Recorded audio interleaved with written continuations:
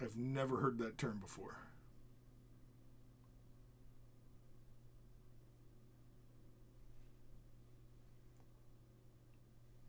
So, but I've always kind of wanted. I mean, I think Krieg is. I don't want to say overrated, like fan base wise. I think it is. Yeah, I'll go with that. So they are the last of the current production guard armies that I'm going to collect, I guess. I mean, I might update my catechins a bit. That's about it. Right. I'm just doing it for the sake of having all current production guard stuff. Not everything, not every single model, but like a little bit of each of the factions that are still in play.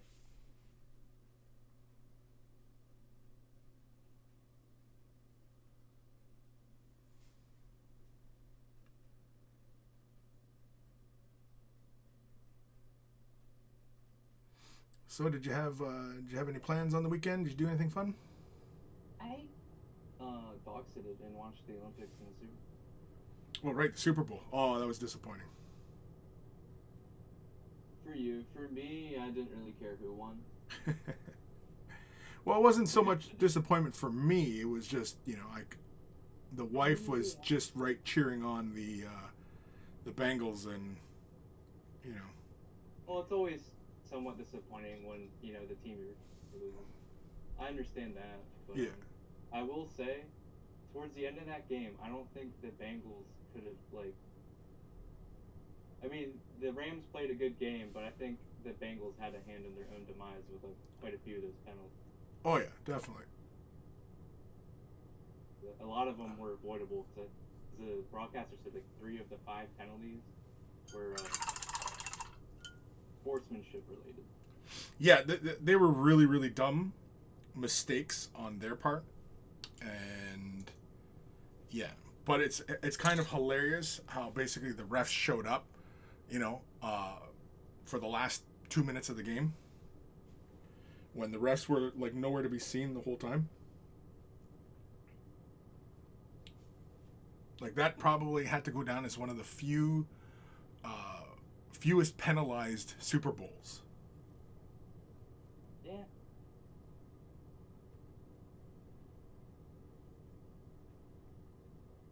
But anyway, it's done. And it was still looked pretty good. I liked the halftime show. The halftime show was Yeah, that was fun. I enjoyed it. a nostalgia trip. Yeah, 100% nostalgia. 100%. My relative watched it and he's like, I didn't get it. I didn't like it. I couldn't understand what they were saying. I guess it was it's a generational gap. Like, I didn't want to say to this relative that these guys were relevant in the 80s and 90s. People singing, Snoop Dogg, Dr. Dre, they all were like 90s, early 2000s. But I don't really want to tell this relative. I mean, I was like, you have a hard time understanding people normally. Yeah. Oh, there is a lot of that too. Generate gap, but this is a relative who can't hear anyway.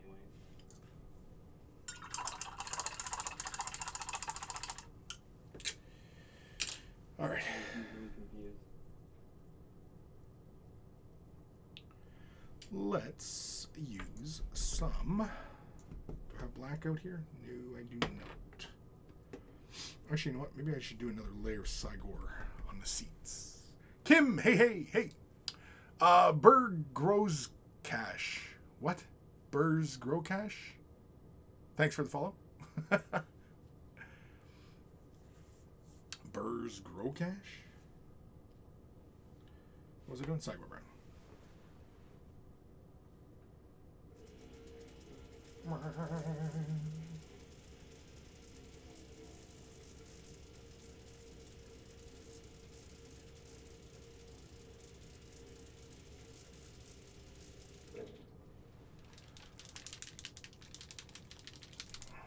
Didn't get quite as much done this week as I was planning on.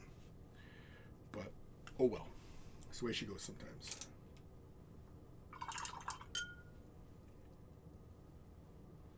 So I wanted to get another tutorial made this week. I didn't get it finished. I didn't.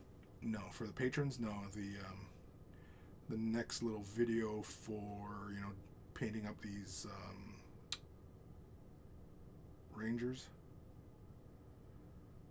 Because I have another one. It's going to be coming out soon enough, but yeah, just haven't got it finished yet.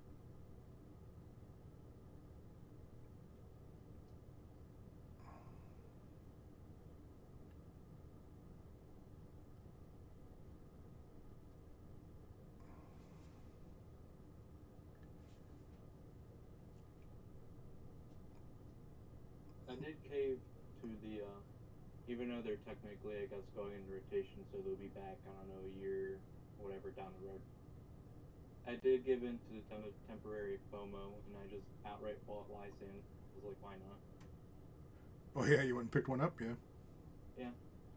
Well, when he comes back, he's gonna come back at that increased price. So I was like, screw it. Yeah, for sure, right? Because he's like a $20 character right now. I was like, screw it, $20. Boom. When he comes back, he's probably gonna be like 30. Yeah, most likely. Most likely. It'd be a bit pricey.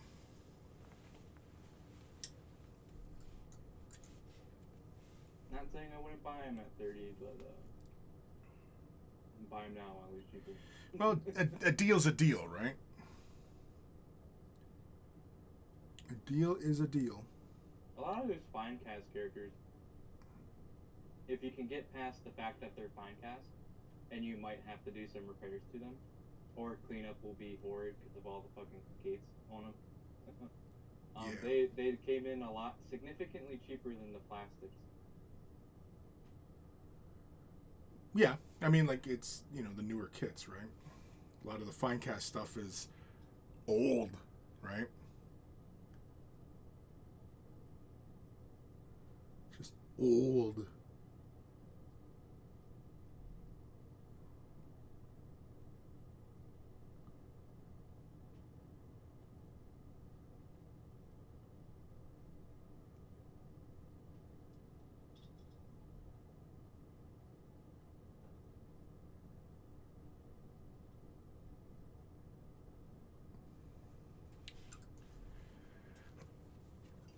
One of the other hard things as well with a lot of like the fine cast units and such is like they're most likely going to give it some sort of update, right? In the future. Yeah, and so like you're like, well, do I wait? Do I do I buy it? Like things like that, or in the case of Space Marines, they have a lot of the generic Captain fine cast models. And it's like, those, I don't think they'll ever upgrade those, and they'll just, one day decide they're no longer making them, because most of the plastic Captain stuff is already multi-part, like the normal Space Marine. Yeah. And the firstborn Space Marine Captain, he's got all of his options pretty much in his little box. And the Primaris Captains, it seems like they're making a model for Stavish. So, when they go to take out, like, there's that it's like Masters of the Chapter, and it's like, it's like 4 captains in there, captain of the fleet, etc., etc. I think that kit will just disappear. I don't think they'll ever Primaris those. No, probably not. Kim, I'm trying to finish up Luca Vi, Mother of Nightmares model for Soulblight Gravelord. She is the best big model in the army, and I only got 4 or 5 more models to paint for the army before it's done so far. Cool. Who's that joining us? Cosmic. What's happening? Good time. What up, my brothers? I thought you were going to say something else. Not too much. Just painting, streaming, talking. The usual. Sophie, what about the Banshees? I know it'll be basically the same as the other Eldar troops. What about the Banshees? Like as far, I'm not sure what she's talking about there. Like getting them done, or like new kits, because the Banshees are not fine cast anymore. They're plastic. Did you see, speaking of Eldar troops, did you see, it's either confirmed or a rumor, the Dire Avengers aren't going to be troop choice. Yeah, they're elite now.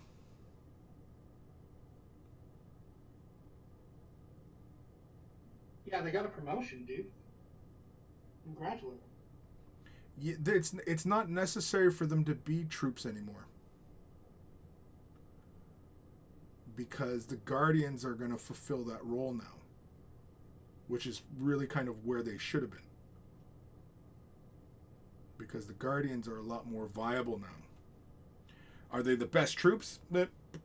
Not really, but they're better than what they were, and they're a lot. They're better than some people's troops. They hit a lot harder now, and they have plenty of options, and you can take them in whichever way you want to go, depending on being a defender or a storm guardian, right? So there's lots of options, and I get the feeling that because a lot of the rumors we're talking about, how like a lot of the psychic powers changed, and how the psychic powers essentially are not as effective as what they used to be, that's why we see so much like 5 invulnerables, and so many squads getting buffs. And like today they showed the Howling Banshees, and they have a +1 to wound, as well as when you're making attacks against them, they're -1 to hit, and you don't get to overwatch them, and they fight first, and as long as you're engaged with them, you fight absolutely last after all the other Eldar stuff goes, right? Which is kind of a big deal, because the Banshees hit really hard now. They're excellent at what they're supposed to do, because like whenever I ever took Banshees in my lists, I always took them because I always faced a lot of Marine players or Marine-like durability, and Banshees were far better at dealing with Marines, in my opinion, than Scorpions. Even though there's many people out there who say Scorpions are better at dealing with Space Marines than Banshees. At the time, there was just so much synergy that had to occur for Banshees to really be effective. But now it seems like Banshees can basically operate on their own on the field and not have to be near, where the Farseer is, and he's casting Doom, and the Warlocks are casting Guide, and, you're getting all these, buffs from other units, right? They can pretty much go and do it on their own now, which is fine. I'm fine with that. Oh, excuse me. Kim, my Eldritch Omens box is now at the post office. I will go and pick it up tomorrow morning. Cool. Sophie, projects or tutorials? Oh, for the Banshees? I could make a tutorial. Or put them on projects. I gotta work on them at some point, right? They're still in the box. My girls are still in the box. I don't even know if are they still shrink wrapped? They're still even shrink wrapped. So, yeah. And my to-do pile is not, it's not orderly. It's not like, I gotta wait until now, and then, you know what I mean? Like, if a project comes up and I'm super excited about it, yeah, I'll jump on that. Just like these guys. These are gonna be fun. And I realize now that I don't have any of the newer jetbikes. So I gotta get at least get one unit of new jetbikes. On my, oh yeah, because you have the really old one. I had to sit there and think for a while. Yeah. What do you mean newer jet bike? Yeah. I was like, oh yeah, you have like the really old one. Yeah. I've got like 30 of them. 30 of those old bikers. And the hilarious part is I'm still not finished painting them.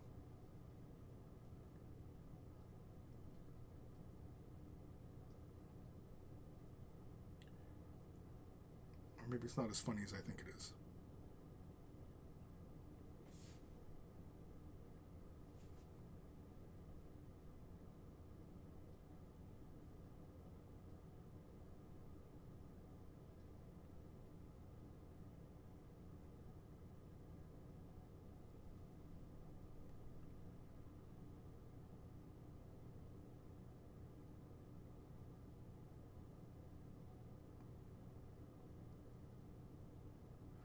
Yeah, so many projects, so little time.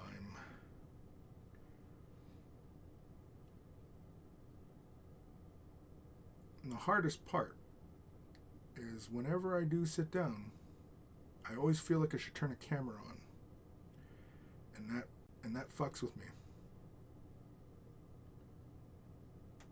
Wait, I thought Tom Petty said waiting was the hardest part. Tom Petty was wrong. You take that back. 9.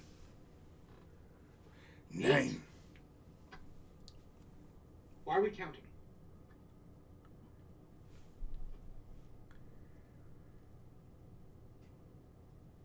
I'm just assuming down was the direction to count. Count up. Well, if there is a countdown, it is certainly fine. It's the final countdown.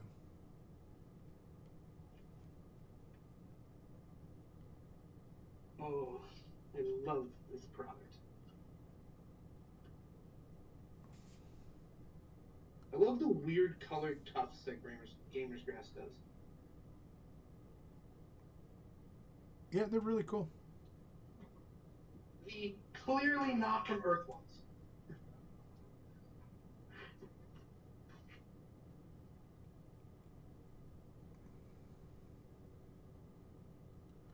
It is nice that they include those different colors just for everybody out there, and instead of the usual frickin' everything's green or brown. Everybody has things you could find on Earth, but Gamer's Grass seems to be the only one that goes for the, yeah, we got purple ones. Yeah, I concur.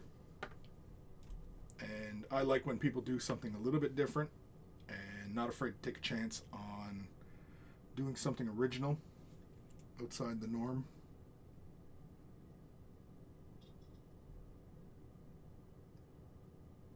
Because that's when you usually have ingenuity and creativity. Things becomes too stagnant and boring when it's always the same.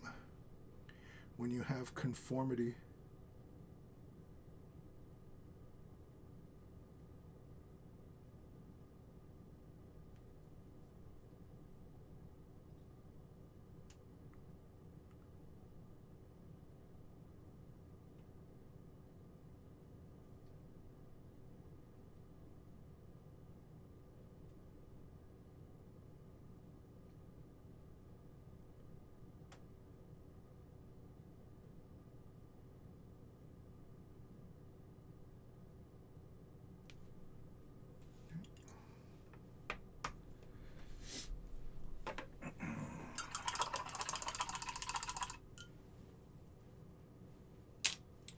alright, some Cygor Brown.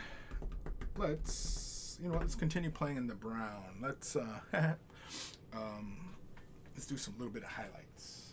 For that, let's grab, I don't know, let's say,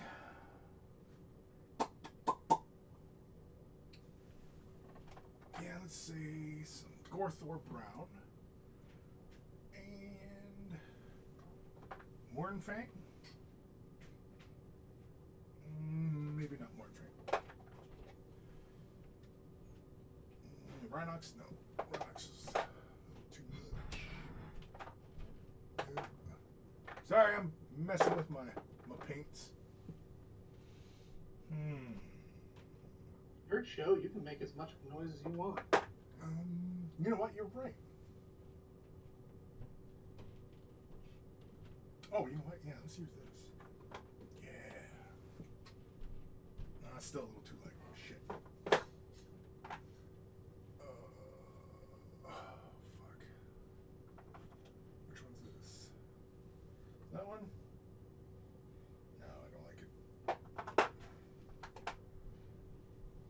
Eh? Alright. I've got everything for my army base. I just need to finish painting. Yeah, we'll go with this. Oh, shit. Oh, damn near messed all my shit up. Yeah, we're gonna go with Thor brown. And then we'll highlight it with Baneblade brown. So I'm going to throw these on the mixer. What do we have here? Greenleaf terrain. Brush of the brush. No fucking way. So hot. Okay.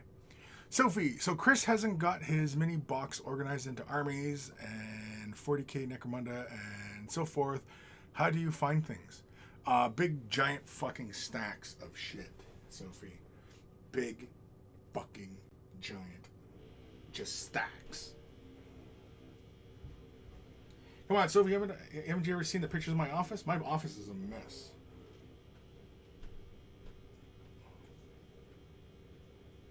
It's a mess. I've seen his office. You don't want to see his office. No, it's a mess. I mean, this Can immediate... you suggest a color for eyes on my custodes? What? I need a color for eyes on my custodes. I don't know what to do. Well, what color are the custodes? They're black and rainbow sparkly with silver dry brush over the top, so I don't know what color to use. Blue. You think blue will stand out? Red. You're just throwing colors out there, aren't you? Purple. I don't know. What like... I mean, you painted them black. What you said with like rainbow sparkles. I don't know what that means. Termadoric rainbow roll. Oh, okay. So And then I dry brush silver over the top. Let me drop it in the whip for a minute. That's a lot more helpful. Let me see if I can get the colors right on it. Greenleaf. I put paint on my bum and fart on canvas. Art. Okay. Kim, Gamer's Grass has started making laser cut plastic plants now, and they are pretty awesome. I got all the alien colors from Gamer's Grass, and I use them surprisingly much. Post a link in the Discord, Kim. Post a link in the Discord. I want to see. It's been a while since I checked out Gamer's Grass site, so yeah. It's been a long old while, actually. Oh. Yeah, so we're going to play with some Gorthor Brown. We're just do a little edge highlight on the seats. Nothing too strenuous. We're just going to do a little edge, and then we'll hit it with some Baneblade Brown just to finish off just that little tick in the corners and such. Greenleaf. Toot Studio. Toot Studio. All right, I dropped them in whip for you. In the work in progress. Let me have a peeky. Let me have a gander. I was thinking like a very light blue, maybe? That's what I first suggested. I'm just not sold for sure. Now, it is just a layer of rainbow on there. It's rainbow roll, couple layers of it to get the color. Right. And then so, like, the camera isn't showing, like, all the rainbowiness, right? That's... Right.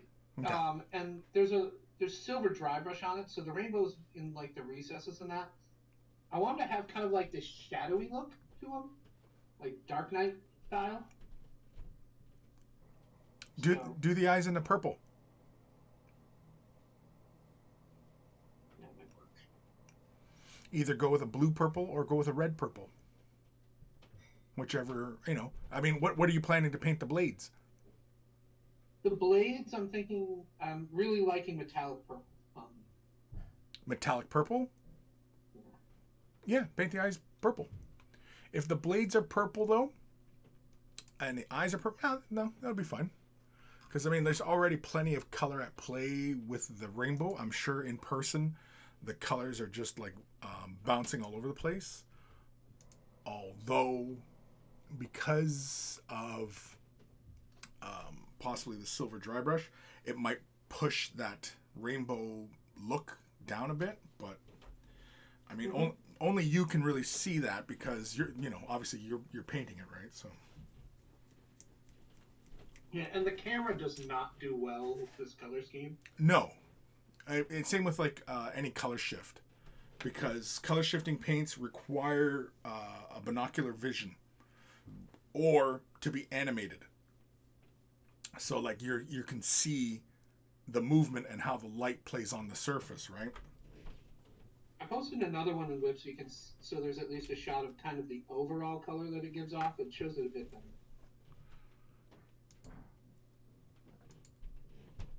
Yeah. The front of the jet bikes do a good job of showing that off, so I'm going to be very light on the dry brush on that part, because I really like how it looks there. Yeah. But I wanted the silver just to pick up the edge definition a bit.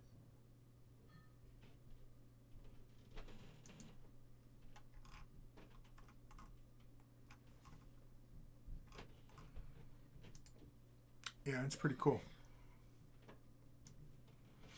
I have not played with Rainbow. They took it off the market for like a year or so, and then they just brought it back this month. Oh, yeah? Okay. Yeah. Something where the color wasn't working right originally, but... Yeah.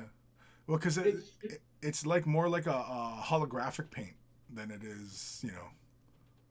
Yeah, it feels like bass boat finish. It feels like what? Like a bass boat finish. Oh, okay. Yeah.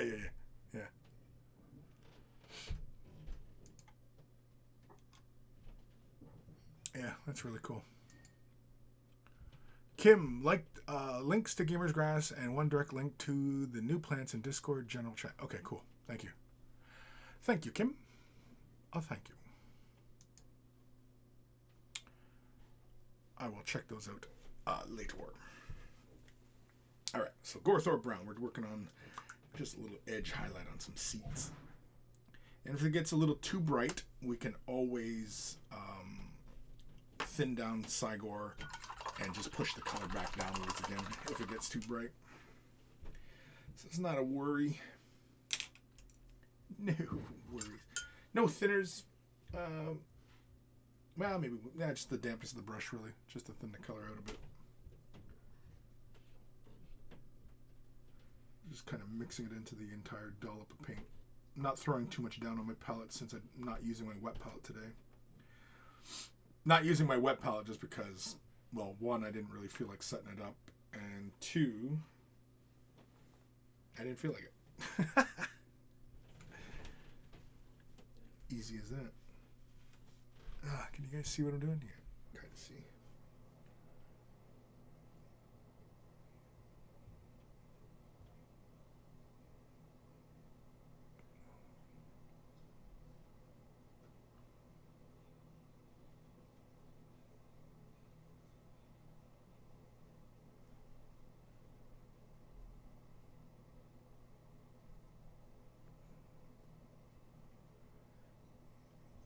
Tended it a little too much.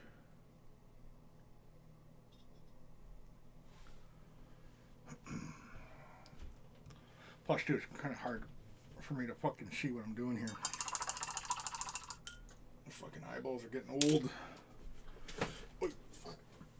Where's my specs? Where are my specs? Hey.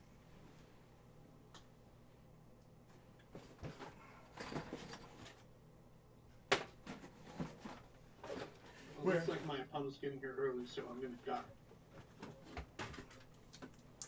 You have an enjoyable evening. Huh? An enjoyable evening. Mm-hmm. You too. Have fun. What are you playing? I don't know. He's got Tau, but he hasn't played before, so I need to see what his list is before I bring something that completely curb stomps him. Well, don't curb stomp him, for God's sakes. If it's the first point game of seeing his list first. Yeah, but that doesn't matter. Just pick fun things. If it's a learning game, the point is to teach him the rules, not kick his ass. Mm-hmm. Yeah, I need to see his list so I don't curb stomp. Just take underpowered things. Like, what do you play? I don't know. We'll pick something fun. I want to play the custodes, but I don't think that would be enjoyable. No, I would go with something. If you got something with lots of troops and such, bring those. Yeah. Just bring lots of troops, just stuff for him to kill, and some close combat stuff, and maybe a tank, and you know what I mean? Because if the point is to teach him rules, then teach him the rules. Don't kick his ass. Because otherwise, you're going to be out a player.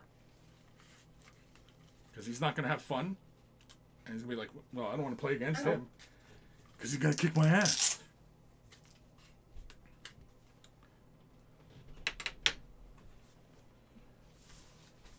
Yeah, ass kicking comes later. Yeah, when he gets good. I mean, beating up on noobs is largely pointless. It doesn't prove anything. It just makes you look like an asshole.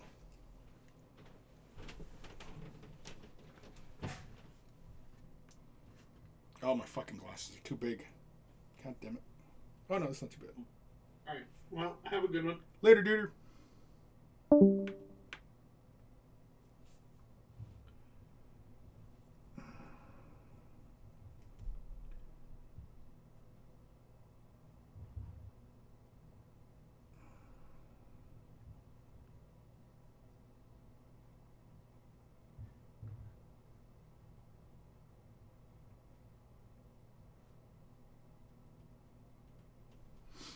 No, I don't like fucking using this goggle. Fuck's sakes. I can't comfortably paint like that.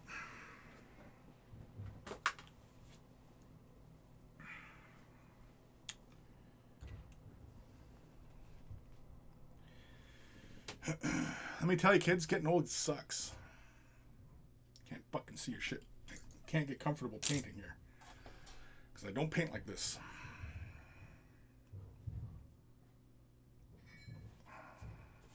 Alright, kids, we're going for a ride. Going for a ride? Yep.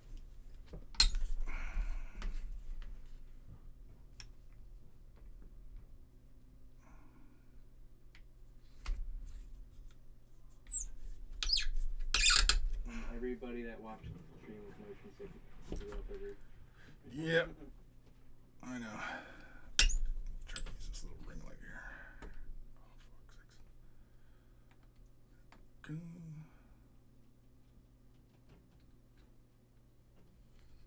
Good enough.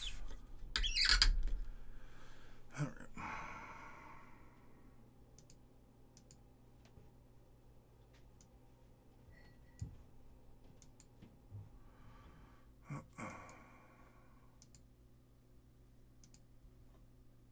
So back at Decepticon 2019, I demoed a game called Conquest. And it was something that I was, you know, oh, this is really cool, I want to get into this, but I just never have, but I think now I am. I know you don't like rank flanks, but I thought it was neat. And they had this faction called the Spires, which are these like they're from like another dimension in this world. So like there's the people native to like that plane of existence, and then the Spires like came through like a big portal. And basically most of their army are made up of things called drones that are like, they're not really clones as much as like the closest thing I could think of is like termagants from like the Tyranids, where they're just kind of grown in vats of like biological matter. And they have this really neat alien yet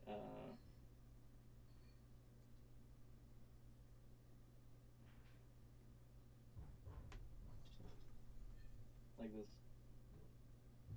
like a porcelain almost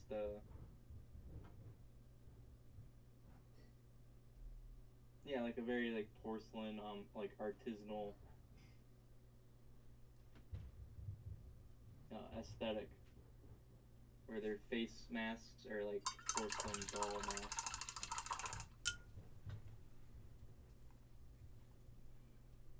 Cool. I've heard of Conquest. I'm not that familiar with it, though. I actually have, I think, a model from it. Probably. I have a bunch. Alright, they if you played a demo game there, they gave, 2019, because they were just launching the game shortly after Adepticon, they gave you and I got a sprue of the drones, because I thought the spires, like, their whole, like, lore and look were pretty cool.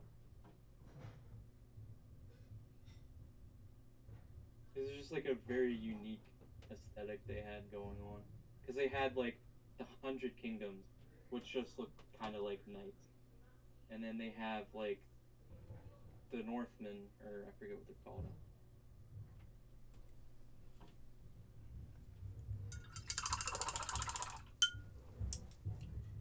Yeah, they're just called the Nords, and they're like typical Viking. Then they have the Dweghom, which are kind of like dwarves.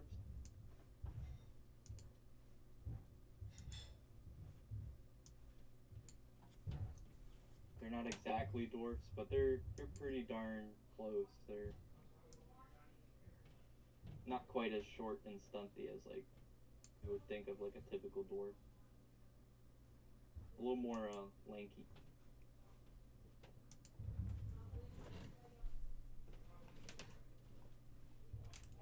They have a new faction they just launched, which is like their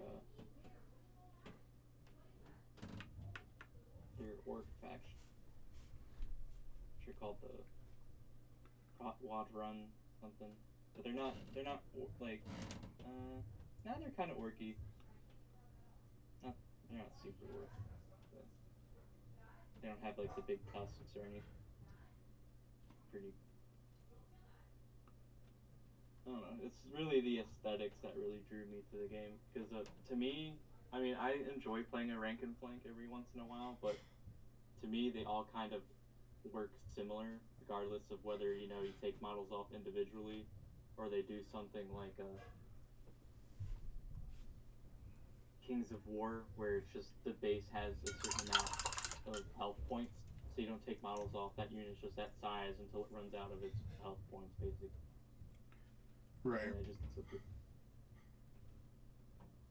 Aside from that, but that down to its core, most of those games play exactly the same. So what drew me to this wasn't necessarily the tool set, kind of conventional rank and flank. It was really just the models look fucking cool.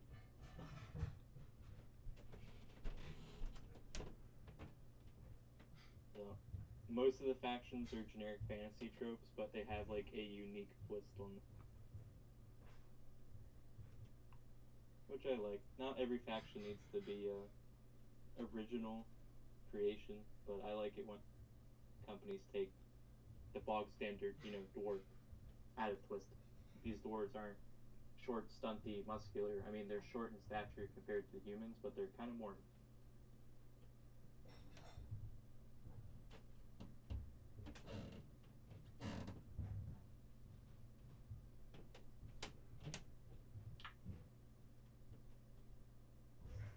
That, and I feel like exploring outside of GW. I don't know, I have that phase maybe every couple months, every couple years, where it's like, I'm kind of GW'd out. Nothing GW did, just kind of like get tired of putting together space for shit. Need something new.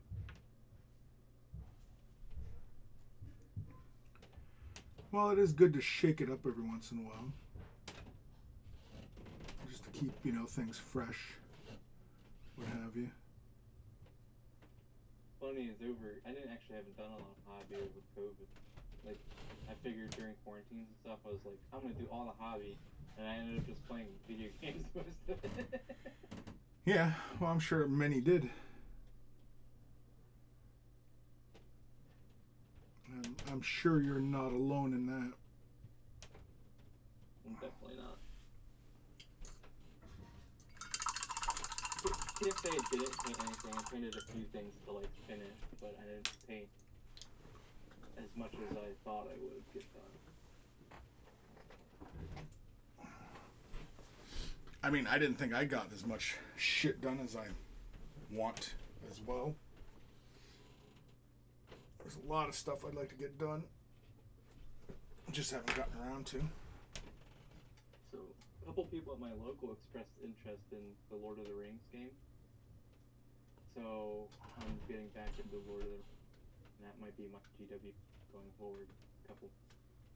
I'm just debating if I want to do the Easterlings again, because I did that like way back before the Hobbit expansion came out. I played Easterlings. I was thinking that, or what would be cool is they have a faction called the Khandish in Lord of the Rings. And they're basically, literally, just Mongolian, but with chariots. So the horse, instead of like horseback, a lot of it's chariots. I was thinking about that. Quite sure that I'll do it. And whatever I do, I think I'm going to want to stretch my legs, try and paint much of it, and base coat everything in contrast, just to get a feel for it, even if I'm not going to like use the paint line a whole bunch, just to get a feel for it. Or maybe not contrast, maybe something like have to be GW. Could be army painters, whatever the hell they call their scales. I think a couple companies are coming up with their version of contrast. Yeah, well, I mean, again,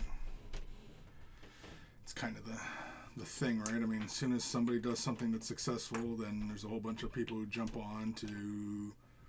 Whatever I do for Lord of the Rings, I think I'm looking... Just test out the paints, not buy the whole paint line, just buy the paint for the back painted. See where it goes. If I like the paint, yeah, I expand more on it.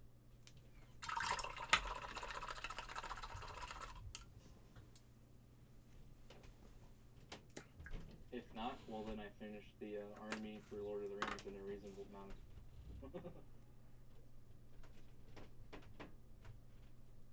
And I'm just deciding on a faction. I would ask you, but I guess you're not super familiar with the Lord of the Rings faction. The tabletop? No. Yeah. Not at all. I'm not familiar with a lot of it. I wasn't going to say like rules-wise, I meant just aesthetics, but they have a lot of factions from the books, so if you haven't read the books,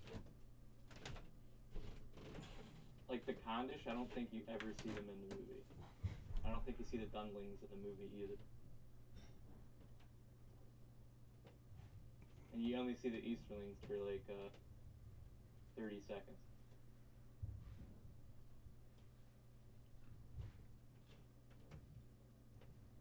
See Far Harad though, they are the guys that are riding the helmet, or not the helmet, the elk.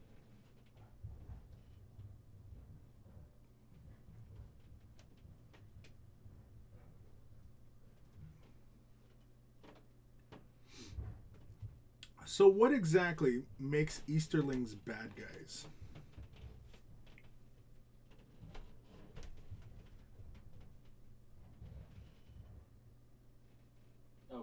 Oh, Conquest is not the game you're thinking of. You're thinking of Confrontation. Confrontation, that game. Actually, I have a lot of models for that. Confrontation. I don't know what the heck I want to do with them, because I haven't been able to find anybody who locally has a collection. A lot of the guys are old heads of the hobby, just a lot of them. When that company went under, got rid of their stuff.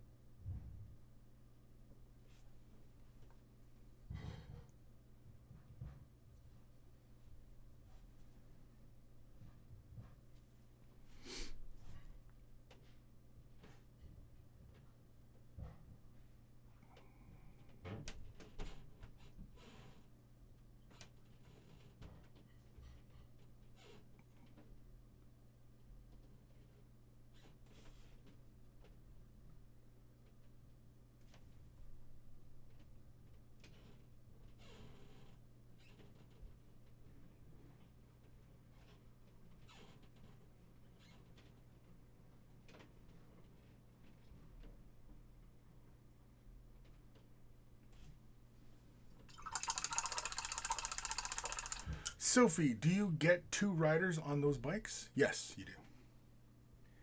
Yeah, I haven't assembled them yet, but yes, you get 2 riders, and a couple of the riders can be assembled in different ways with different gear.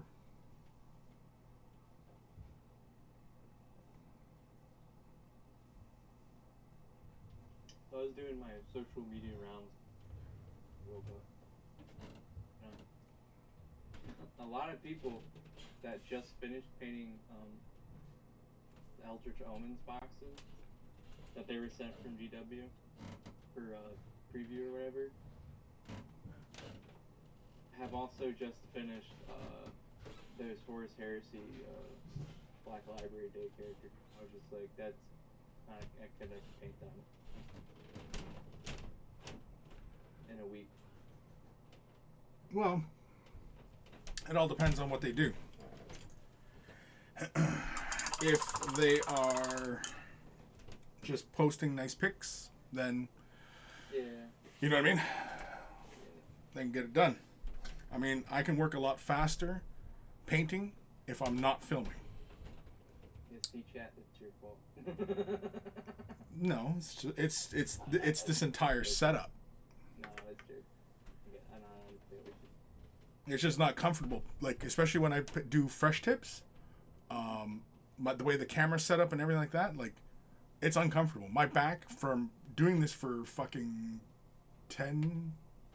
almost 11 years now. Yeah. Been doing this, my fucking back hurts from doing this fucking thing.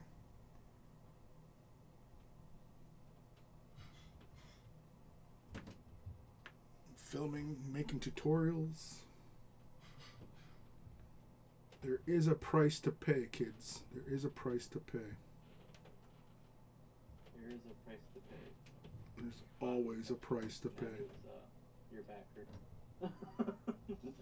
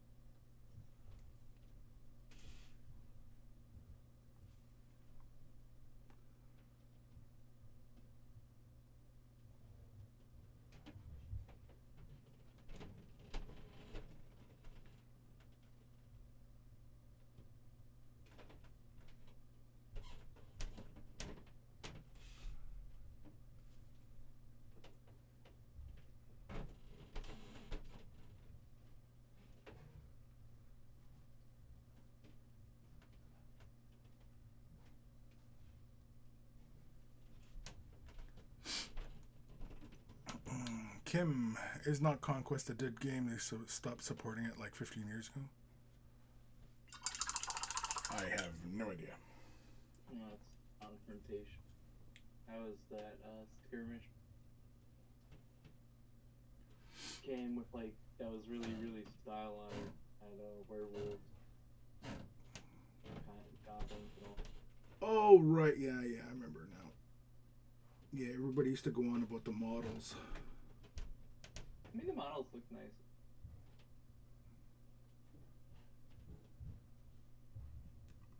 I'm trying to think what the damn company was called that made them. Rackham. Yes. Yeah, Rackham. Apparently, they also had a paint line. I didn't know that.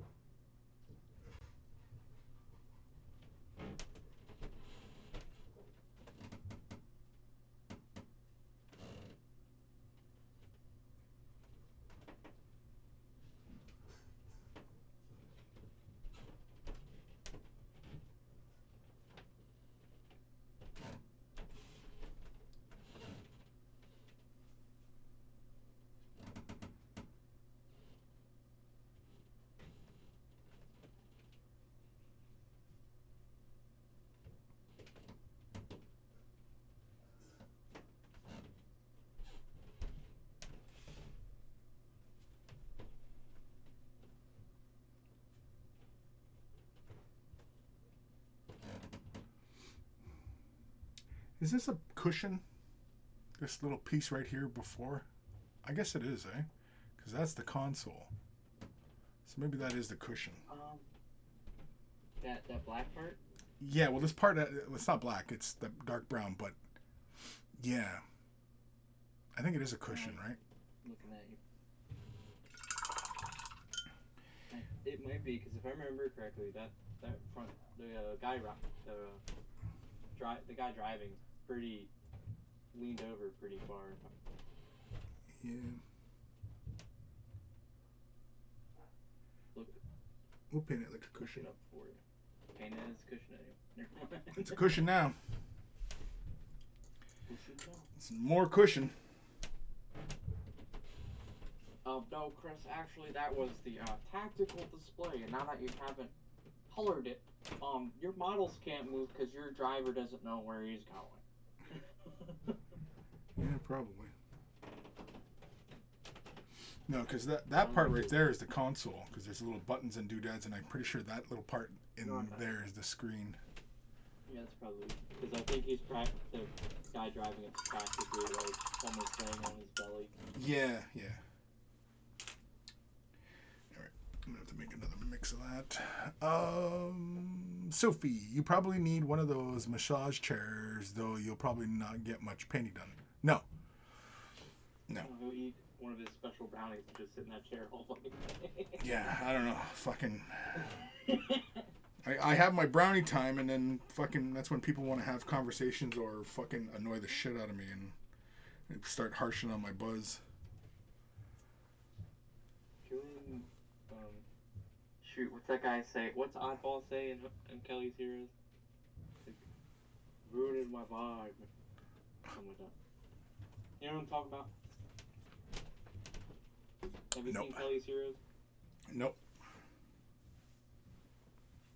Don't even know who Kelly is. It's the World War II movie about gold with God, I can't remember. It's Clint Eastwood in it, and he has that hippie tank driver. No. You've never seen that? Wow. I usually don't go in for a lot of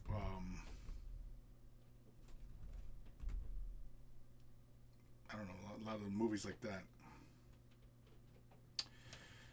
It just feels like out of all movies, if somebody's seen a Clint Eastwood movie, it's always typically been that one. For me, Clint Eastwood, he's always Dirty Harry. And yeah, that's it. Like Clint Eastwood, I mean, he's a fine actor at being Clint Eastwood, but he's always Clint Eastwood. Well, he's also Clint Eastwood in Kelly's Heroes. Right, well, that's what I'm saying. He's always Clint Eastwood. Whether he's in a Western, World War II epic, or fucking an old man, being a drug mule. He's always Clint Eastwood. I just figured you would have seen, because I have a hard time finding people who haven't seen Kelly's Heroes. Well, I've been here the whole time. I know. I just asked you, and I just found out. And I have no interest in watching it.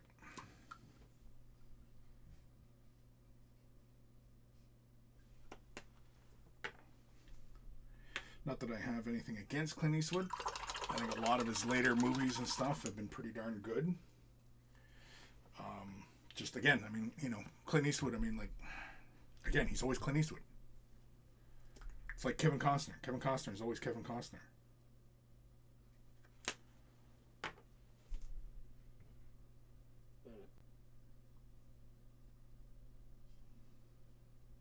Sophie's seen Kelly's Heroes.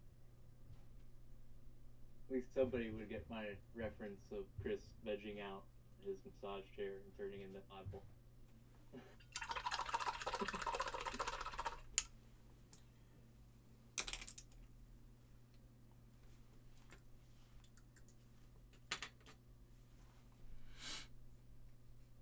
Kim, yeah, the front piece is the seat. Yeah, okay.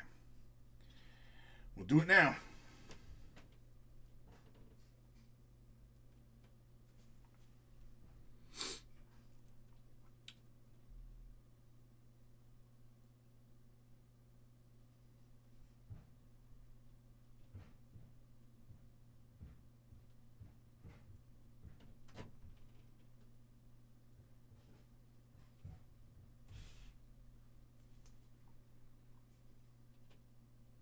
gonna look up something. Please forgot what I'm gonna look up.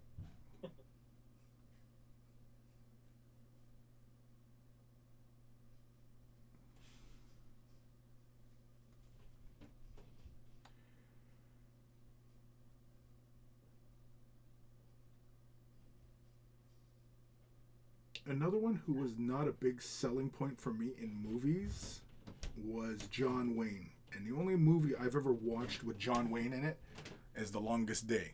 That's it. For me, Kelly's Heroes was, even though Clint Eastwood is the big name actor in it, for me, the reason why I like watching it isn't because of Clint Eastwood, it's all the other characters in that show that make it, or that movie that kind of make it. Like Oddball, the hippie, laid back tank.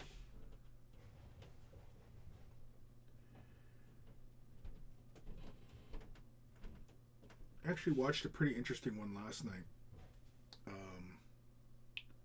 Don't Look Up.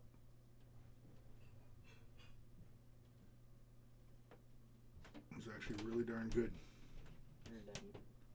You'll have to enlighten me. What's that? And I've never heard of that movie. You'll have to enlighten. It's DiCaprio and Jennifer Lawrence. It's really good. Is it a new movie? Yeah, it's Netflix. Okay, that's cool. I think it's. You don't do new movies?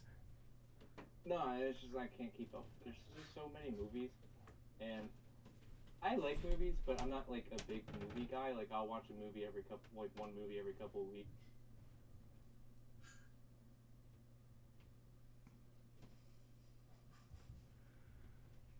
I like movies.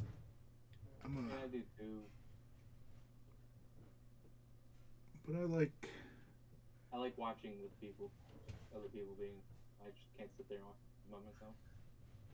Well, it all depends. I mean, some stuff, some of your friends and family just aren't gonna, be into it as much as you might be, right?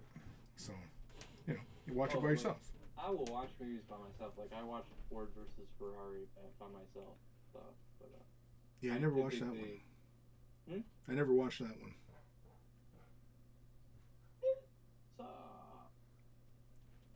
I think. Yeah, that's the general gist I get. I think. Me think. Yes, Grug think. I was just trying to put it because it's not like a super great movie, but it's. I had fun watching it. I wouldn't say it's like super cerebral or anything, but it has a little story. I liked it. It was enjoyable. It is based on actual events that happened, and it's not super accurate, but as far as movies go based on historical events, it was pretty darn accurate.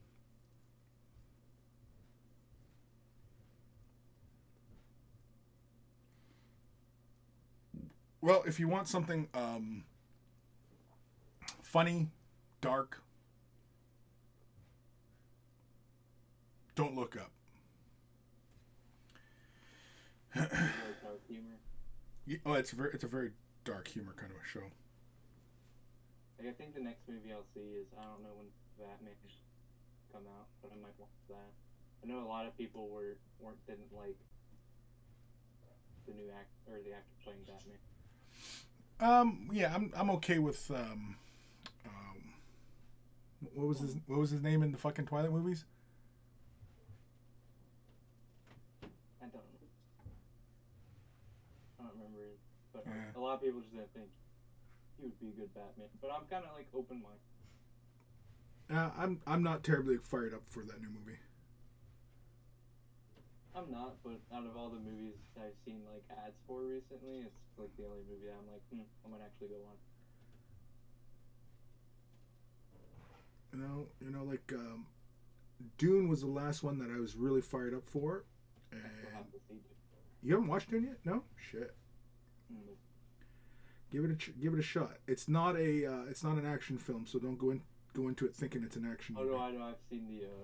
Is it paced like the old Dune? No, it's better paced than that.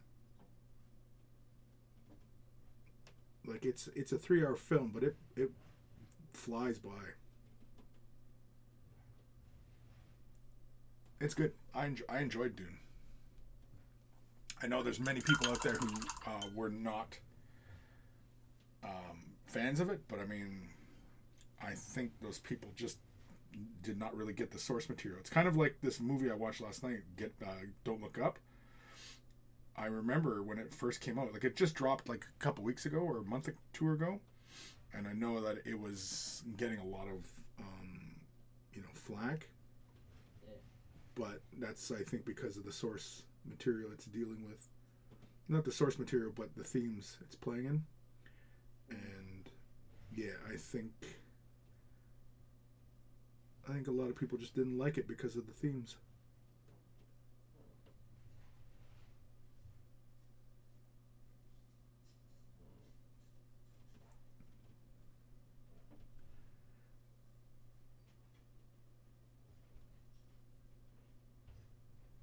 No, Sophie did Batman. I don't know. I'm gonna let the trial happen before it becomes a judge, jury, and executioner on Batman. What's that? Sophie said Batman is. Oh, Batman is ruined. And I said I was basically gonna wait for the trial, aka the movie coming out, and then going in before I pass judgment. Because there have been movies where I'm like, this sucks, but then I've been like pleasantly surprised when I actually went and saw them. Yeah, well, it's kind of hard to pass judgment on something you haven't seen. I mean, like, that's the whole judging a book by its cover kind of thing, right? I mean, like, you can't pass judgment on something that you have not experienced. So, it makes no sense to, well, I'm not going to go see it. Why not? Well, because it's bad. I read on Rotten Tomatoes it's bad. Yeah, there's lots of films that are Rotten Tomatoes that are good movies and have bad scores, And there's movies that have high scores that were complete shit.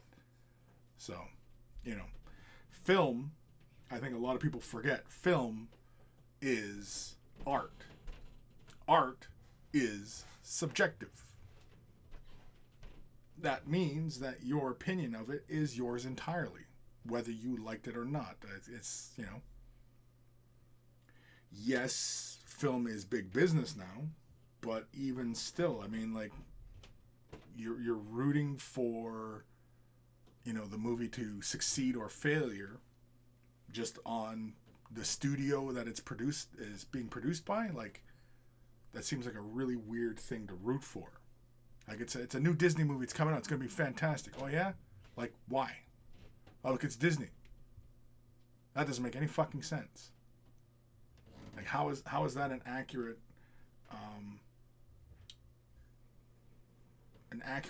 point to make a judgment on something that you haven't seen? Like, your opinion is already shaped by the corporation that's making it. That doesn't make any sense.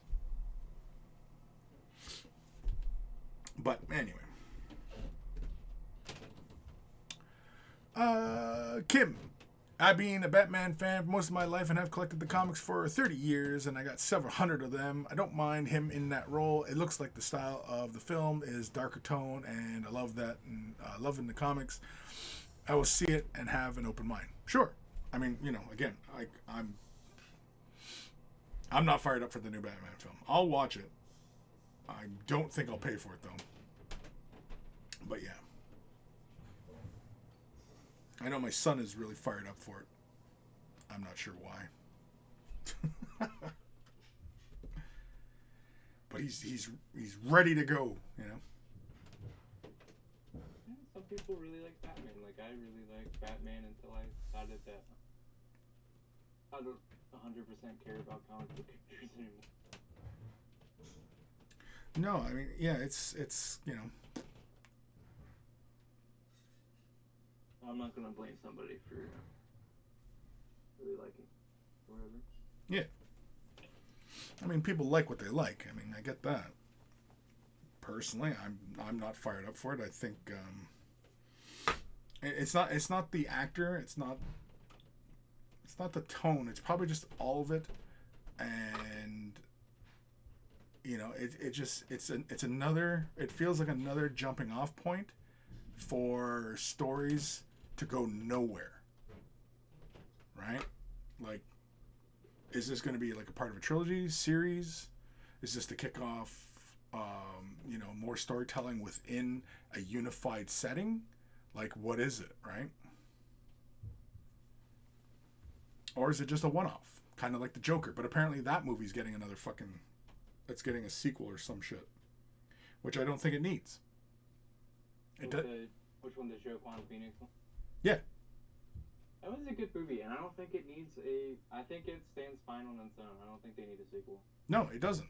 It absolutely does not. I think that was just supposed to be like an origin story, right? It's just this Joker story. I don't know about an origin story, but it's definitely just a Joker story. Yeah. But it doesn't need more of whatever it is.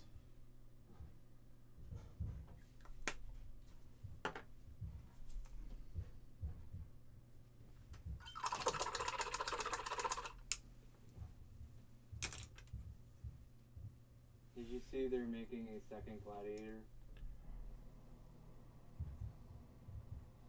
I mean, Ridley Scott's Gladiator? Yeah, he's making a second. What the hell for? I don't know. He's dead. Again, in the category of unnecessary, yeah, that's another one. Oh, it's the same thing with Avatar. The James Cameron one. Are they making another one? Cause apparently it's supposed to be a trilogy. There's supposed to be another film coming out. And I'm like, I liked Avatar, but did I feel it needed a fucking sequel? No, it did not. It also might be a little late for a sequel because that movie's now 20 years old. Getting fucking close to it. Yeah. No, I know. I mean, like I said, I enjoyed the first film, but it does not need a sequel. In fact, its message is a lot more powerful if there is no other sequels, right? Because basically, the way the film leaves off, it asks the question, where do we go from here? And of course, you're intended to be asking that question in a very real world sense. Where do we go from here?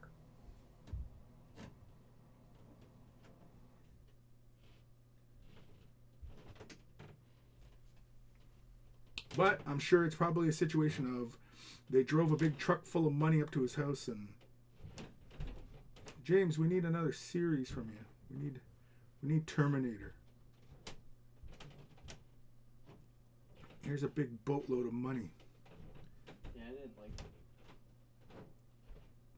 But it also might be because I thought it was unnecessary, because so I really like the older Terminator movies, but it's like that with a lot of, I guess, franchises that kind of had like a, not necessarily a finite end, but an ending that was like, how I feel about these newer Terminator movies that came out. How I feel about these new Star Wars movies. It's like, did we really need these? Yeah. Well, the Star Wars sequels, yeah, I think that was mishandling of the source material. The last Terminator film, that Dark Fate one, I rewatched that one, and I found that I hated it less, and I actually liked it because I didn't really care for it when it first came out, and then I was kind of like, well, why did I feel that way initially about not liking it? Was it because it was this reboot of something that I had cherished? I was being really precious about it, or was it just a fucking a cash grab? Well, it's always a cash grab, and I don't care for that expression, cash grab. Every business is a cash grab. I don't want to say it's like a horrible movie. It was just like, well, I guess it was more like, do I want another Terminator? The answer for me is no. But I'm not going to say it wasn't a bad movie.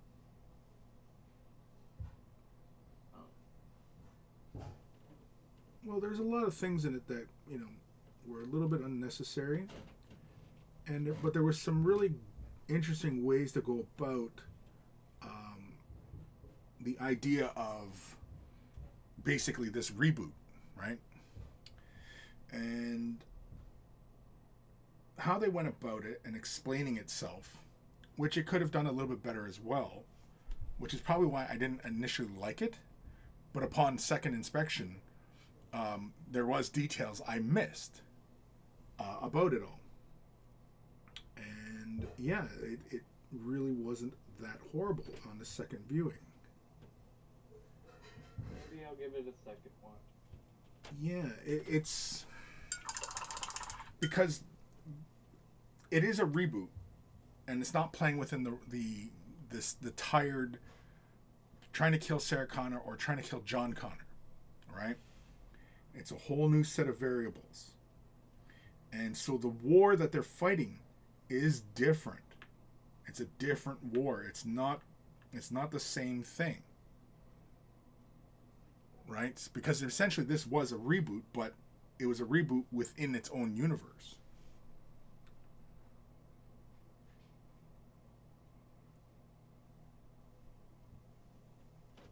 Now, time travel stories and shit like that, oftentimes they lack logical consistencies. They just cherry pick the science and what, you know, fits the narrative. It's just plot. And sometimes that works, sometimes it don't. In the first couple Terminators, it works. In later versions of the Terminator, not so much.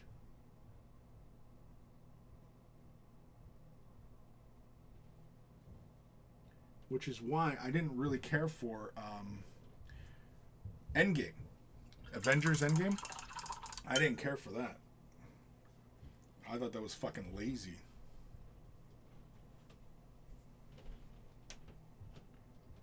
Infinity War was a far better film.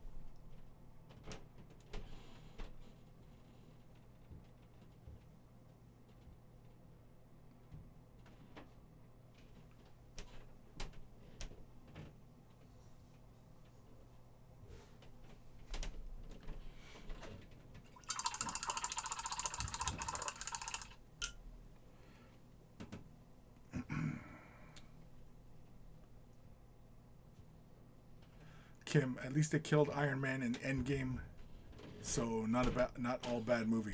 Yeah, I mean that was fine. I didn't give a shit about that. I liked Robert Downey as Iron Man. It's one of those few instances where an actor fits a role very well. You know, it's kind of like Ryan Reynolds as Deadpool. He just, you know, he is Deadpool. I like Chris Evans, Captain. Yeah, sure. That was perfectly fine the way they went about retiring, and Robert Downey Jr. as a Iron. Because they had been those characters for a while. Sure.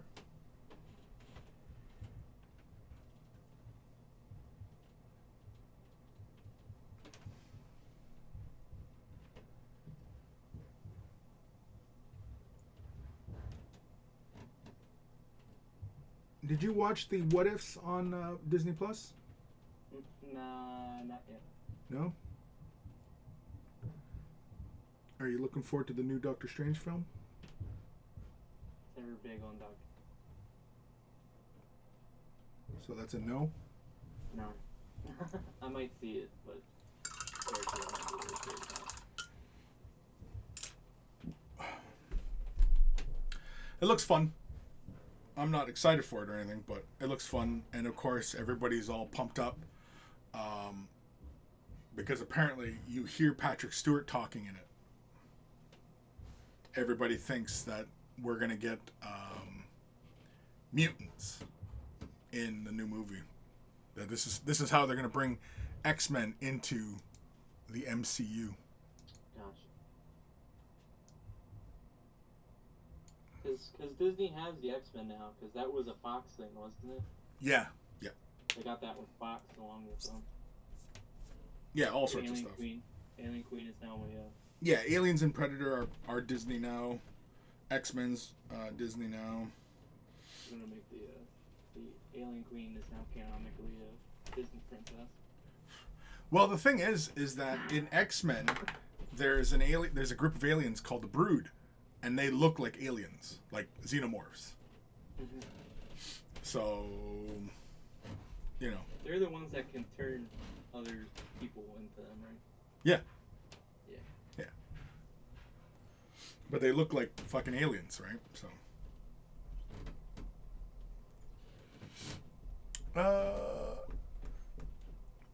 Sophie, I did. They were brilliant. Professor X might be in it. Yeah, it's possible.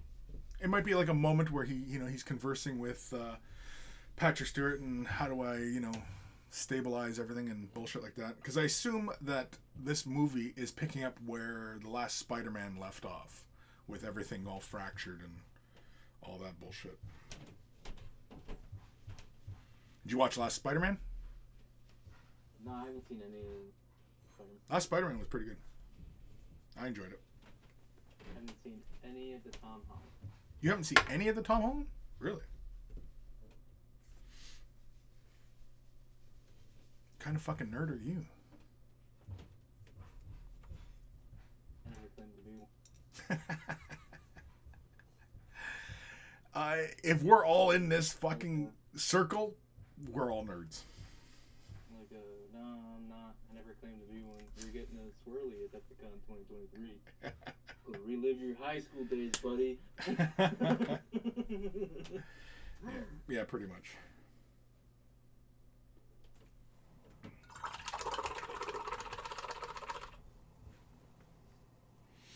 I can't say it's not because I don't like Tom Holland. I think he's good. I just haven't seen the Spider-Man. But you saw Civil War, right? Yeah. No, I saw him in the MCU. I just haven't seen his own movies, I guess.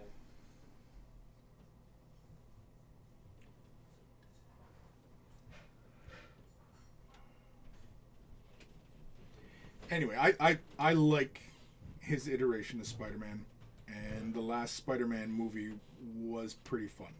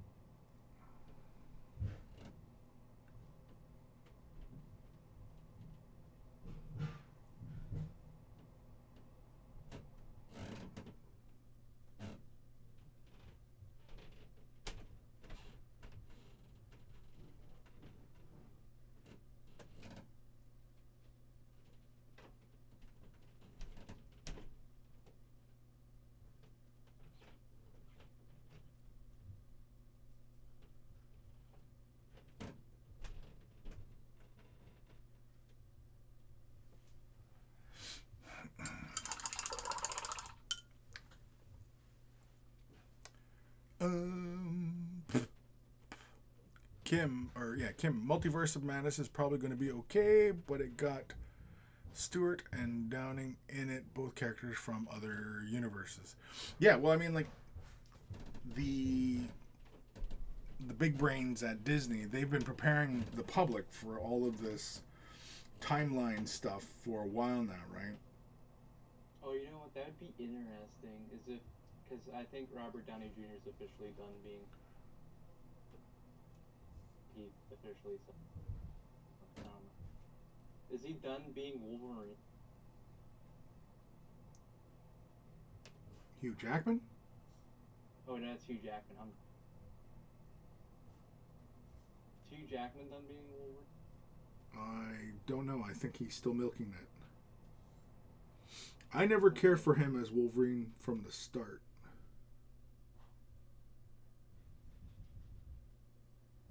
I did not like him as Wolverine. Not that Because he's been Wolverine. Like Robert Downey Jr.'s been Iron Man for a long. He's been right. Robert Downey as Iron Man is good because he is that version of Tony Stark. But Hugh Jackman as Wolverine is miscasting of the highest order. I don't know how he got the job. Well, I was just going with because he's been Wolverine for a long time. Like, has he done what Robert Downey Jr.'s done? And basically, not want to be that character anymore. I have no idea. I never cared for him as Wolverine from the start. So you don't pay attention. He wants to be the role. No.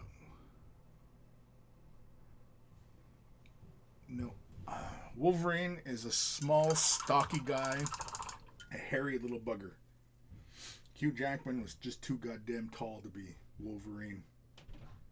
It was part of the charm of Wolverine that he was this beastly little fella who's in love with Jean Grey. It's a Beauty and the Beast story.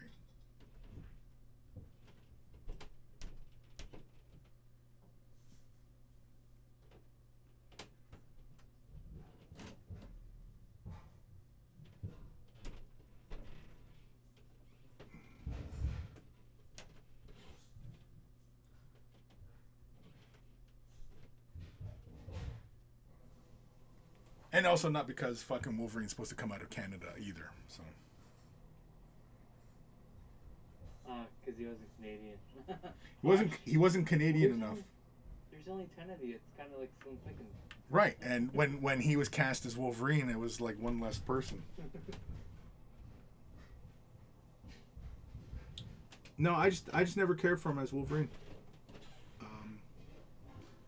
It's not a slight against the actor himself. It just it was a miscast. It was because those early Singer movies, they were trying to go for a realistic X-Men approach, right? Making all these superhero films plausible. And so what did plausible mean? Well, it was shot darker. They're wearing leather, and you know what I mean? Like that's realism. Like, not the fact that this chick can fucking shoot lightning out of her ass, and you know he's got laser beams that fucking blow up buildings and shit like that. But the fact that they're wearing leather, that's what makes it realistic. Like, just idiotic fucking fandoms.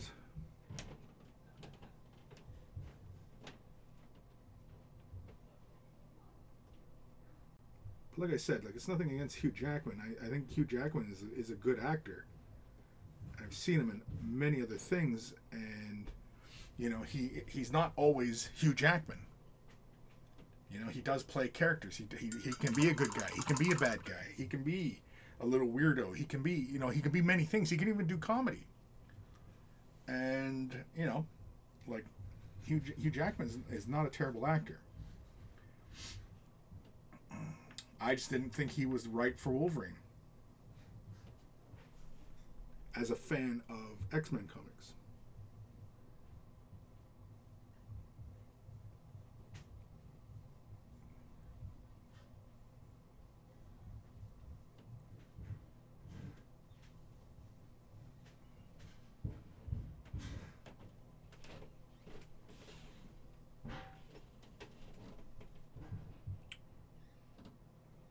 probably should have busted out my wet pellet.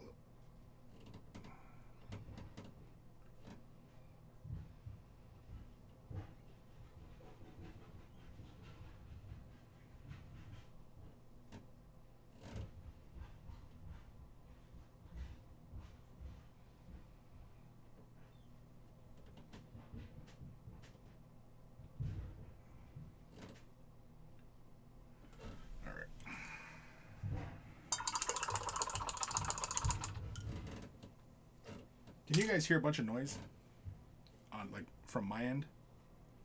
I can't. No? You don't hear banging or anything like that? Nope. Okay. Kim, they use the comics as a guideline. Sophie, nothing wrong with being a nerd. I'm looking forward to the She-Hulk. Yeah, She-Hulk, I'm looking forward to that too.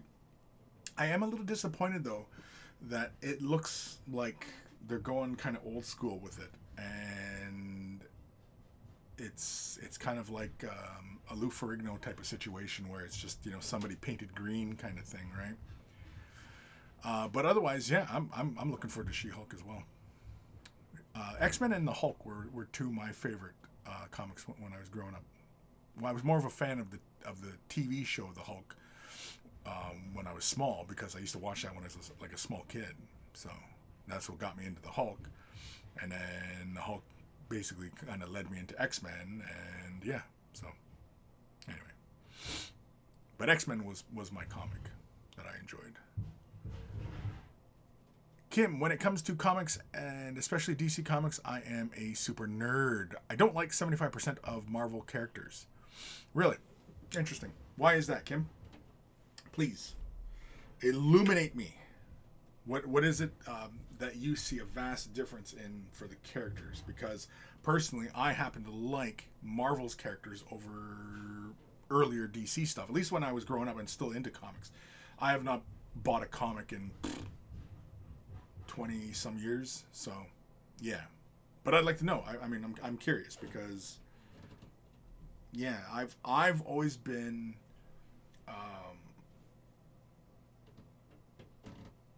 of the mind that Marvel comics and characters and such are a little bit more, I don't want to say realistic. I'm looking for another word for that. But dealing with a little bit more real life type stuff versus DC, because I've never really cared for a lot of DC stuff other than Superman. But again, that was because of the movies, and then I gravitated into the comics as I got older, because I watched Superman as a kid. And for me, I mean, like, Christopher Reeves will always be Superman, and with the DC superheroes, they're all super.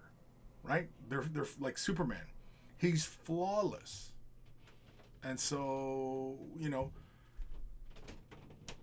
he doesn't really get into a lot of dramatic type of situations concerning, his own struggles. I'm sure in the last 20 some years he has, but back in the day, not so much. And I think that's just the nature of the change in storytelling from, good guys good and bad guys bad. Right? It's kind of, Lord of the Rings. It's Star Wars. Like, oh, those are the bad guys. Oh, why? Well, because they're all dressed in black and hit people. I mean, like, it's just for these fucking silly reasons that we use these story devices. And nowadays, we know that simply judging the look of a character without actually getting to know it is not good storytelling. It's just bad guy bad, good guy good. Like, that's really fucking boring. It's much more interesting when you have good characters, or who at least we think are good characters, and they actually start doing bad things. Can they be redeemed? You know what I mean? Like, you can tell far more interesting stories, which is why I always enjoyed X-Men, because X-Men, dealt with a lot of things like that, especially, obviously,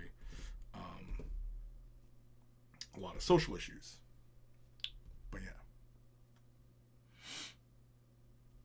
Kim, it was Project X before, not X-Men.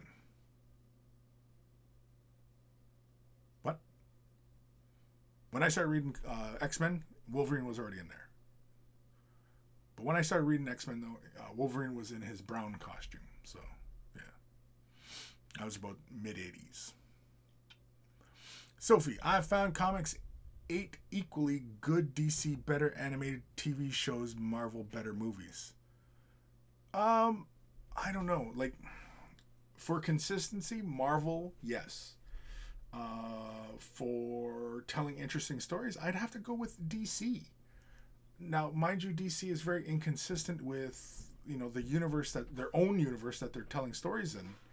Because I like a lot of the direction that it seems like a lot of DC stuff has gone in the last, 5 years.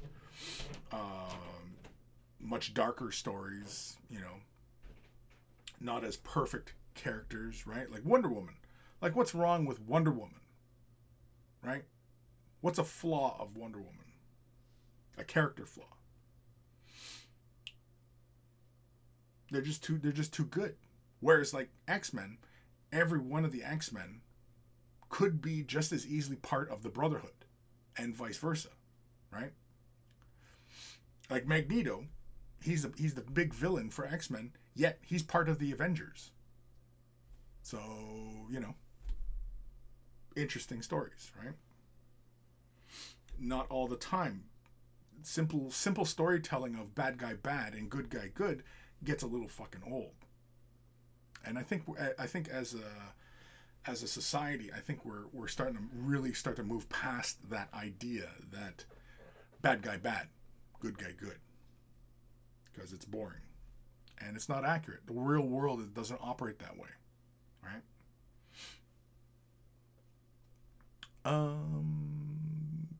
Kim, the DC comics are much better art and the characters are much more fleshed out.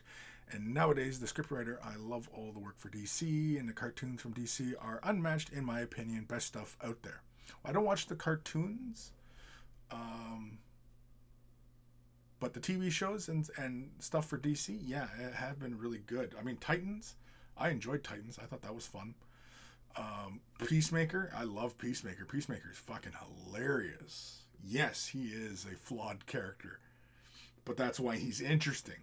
And of course, you throw in, oddball characters around him, and it's a good time. That's a recipe for a good time, is what that is. Yes, I know it is problematic, but that's the character. And I mean, and if you are willing to look past the surface of something, you're going to find something a little bit deeper there. With any visual media that we consume, you should always look at it through a critical eye, right? Anyway, more highlighting.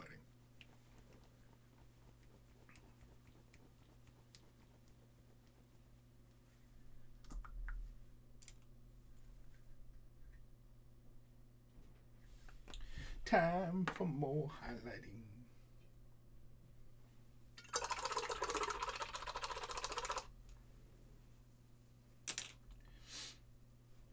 I think the other thing too is to go back a page when I was talking about how, rooting for a corporation to succeed over another is kind of silly. The whole Marvel DC argument is in that category as well. Like, it just seems kind of ridiculous. DC's better than Marvel. Marvel's better than DC. Like, give me a break. What's the other big one? Oh, Microsoft versus Apple. Microsoft's better. All right.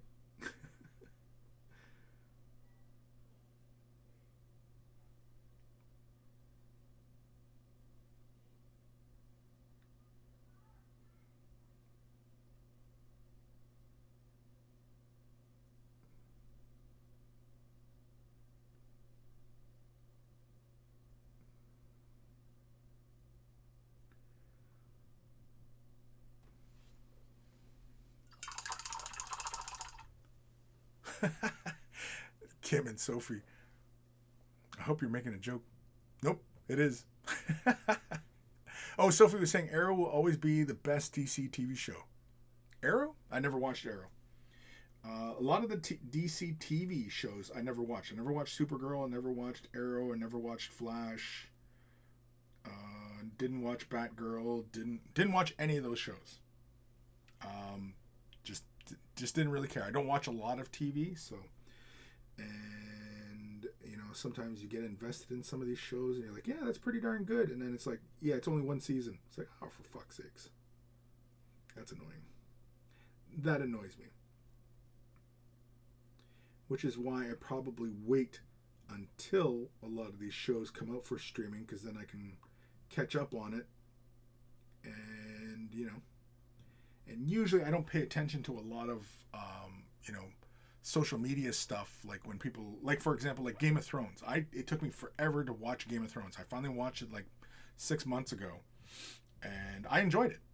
And I don't understand why everybody lost their shit about it. Now, mind you, I never read the books, so I was lacking in that context, but I don't think that hurt my viewing experience. It's kind of like watching any film or piece of work, that's adapted from a book. They often will make changes. Sometimes they're for the better, sometimes they're for the worse.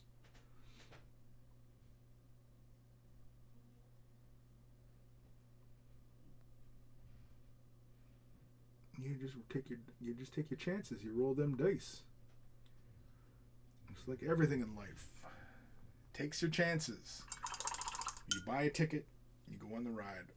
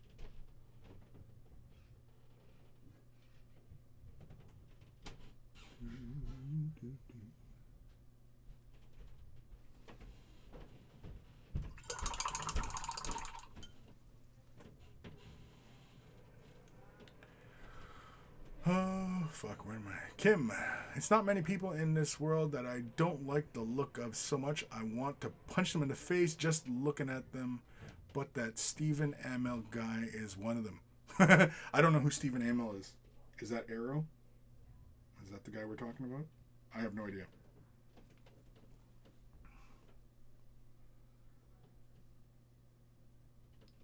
He doesn't bother me any. But I do understand the sentiment behind it, because yeah, there's plenty of people out there. Fuck, I want to punch them right in the face. There are plenty out there who need a good fucking shot in the yap.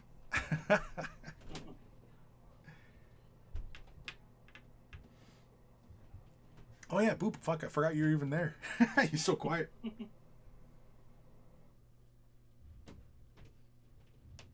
Take a break? Did you have to go take a shit or something? Nah, just been sitting here. Googling yourself or what? Nah, playing games. Gotcha.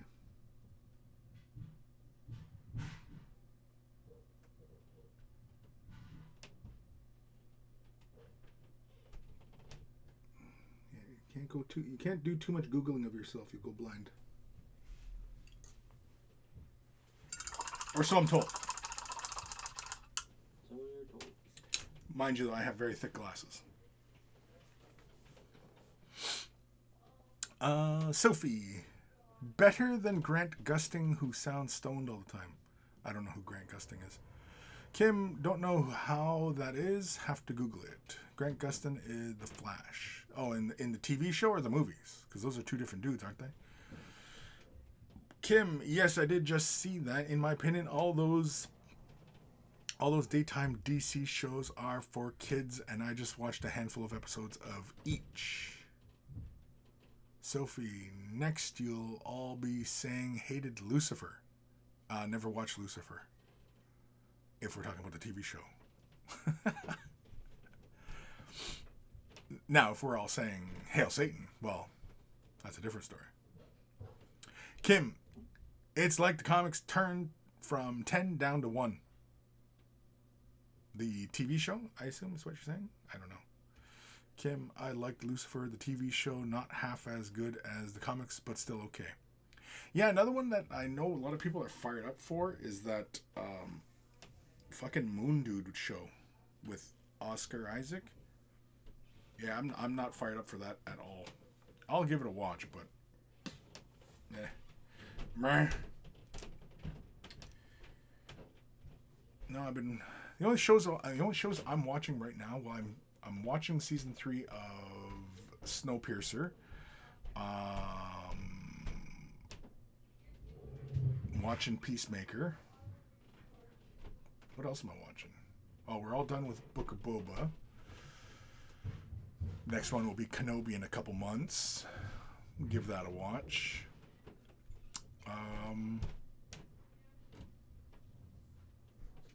What else? What am I watching? Oh, Raised by Wolves. I'm on the second season of Raised by Wolves. I'm enjoying that one. That one's fun. It's not fun, but it's interesting. It deals with a very interesting concept. What else? Mom, what else is there? Oh, I'm not fired up for the Game of Thrones show, the new one there, the Targaryen, House Targaryen or whatever the fuck. I'm not fired up for that one. I'll watch it, but I'm not whenever it comes out, it comes out. Oh, same with the Lord of the Rings TV show. Apparently a bunch of people are all upset about the Lord of the Rings TV show. I don't know. I guess people don't like seeing black elves, I guess. And more women, apparently. Even though Tolkien did not know women, so, it's kind of interesting. But, whatever.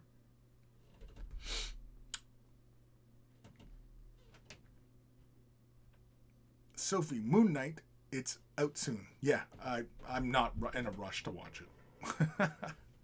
I know nothing of the character, and even though it is Oscar Isaac, and I like Oscar Isaac, it's still not enough to generate any kind of enthusiasm for it. The only reason I would even give it a chance is because of Oscar Isaac. So I guess he's probably the only saving grace.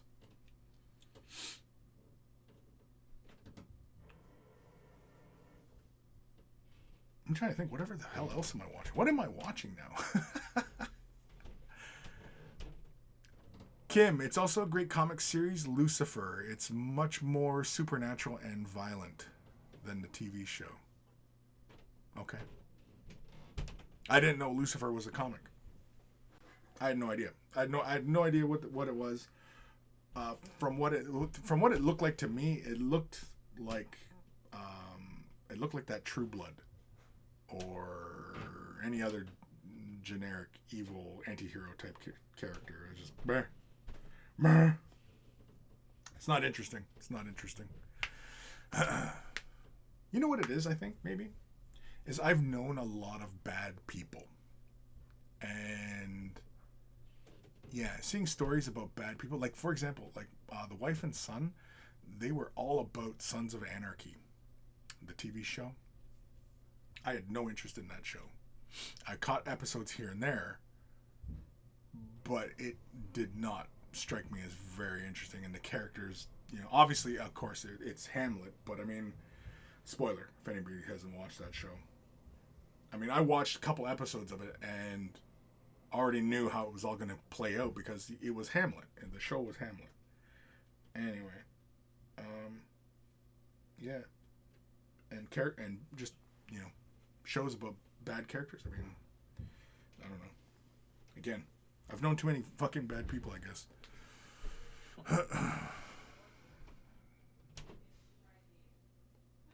Kim, DC Comic got a lot of rewards and prices when it was released like 15, 20 years ago. It's 10 collector edition books now. Okay. I'll take your word for it. I don't know. I haven't, like I said, I haven't bought comics in 20 plus years. So, you know, sure. It's a good comic. If somebody tells me it's a good comic, I'll take their word for it. I'm not going to argue because I don't know.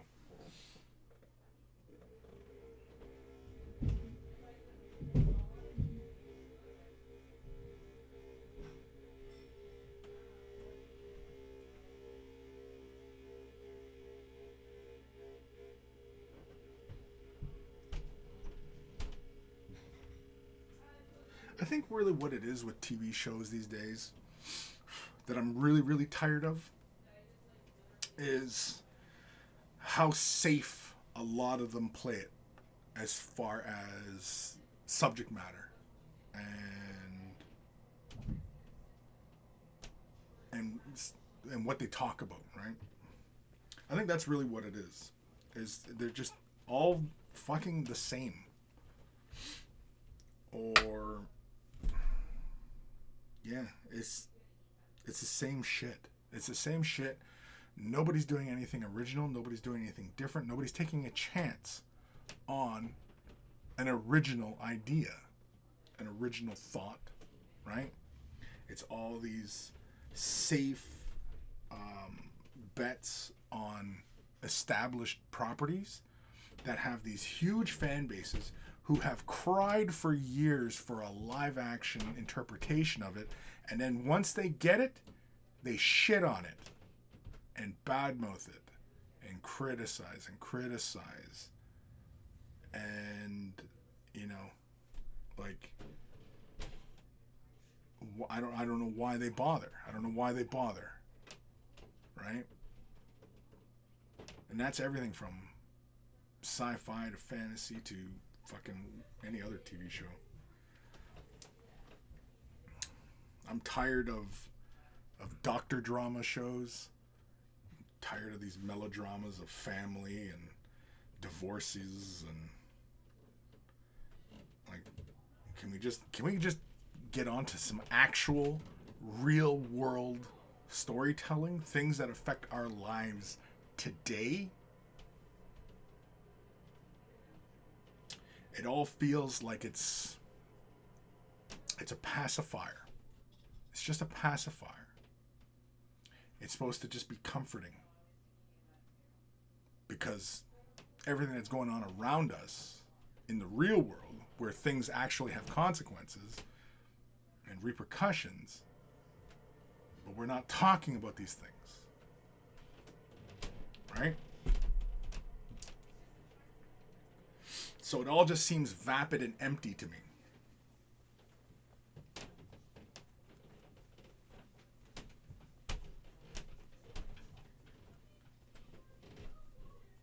Or am I being a downer?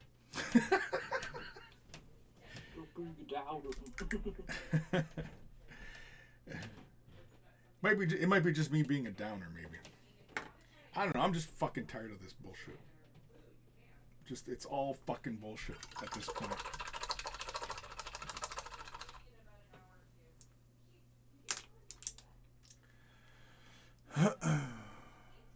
What time is it?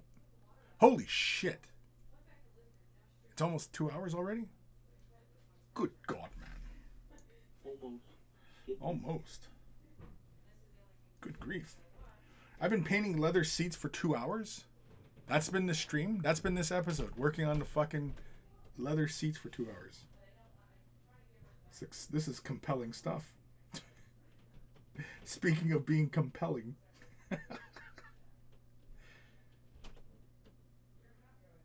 Yes, folks, the irony is not lost on me.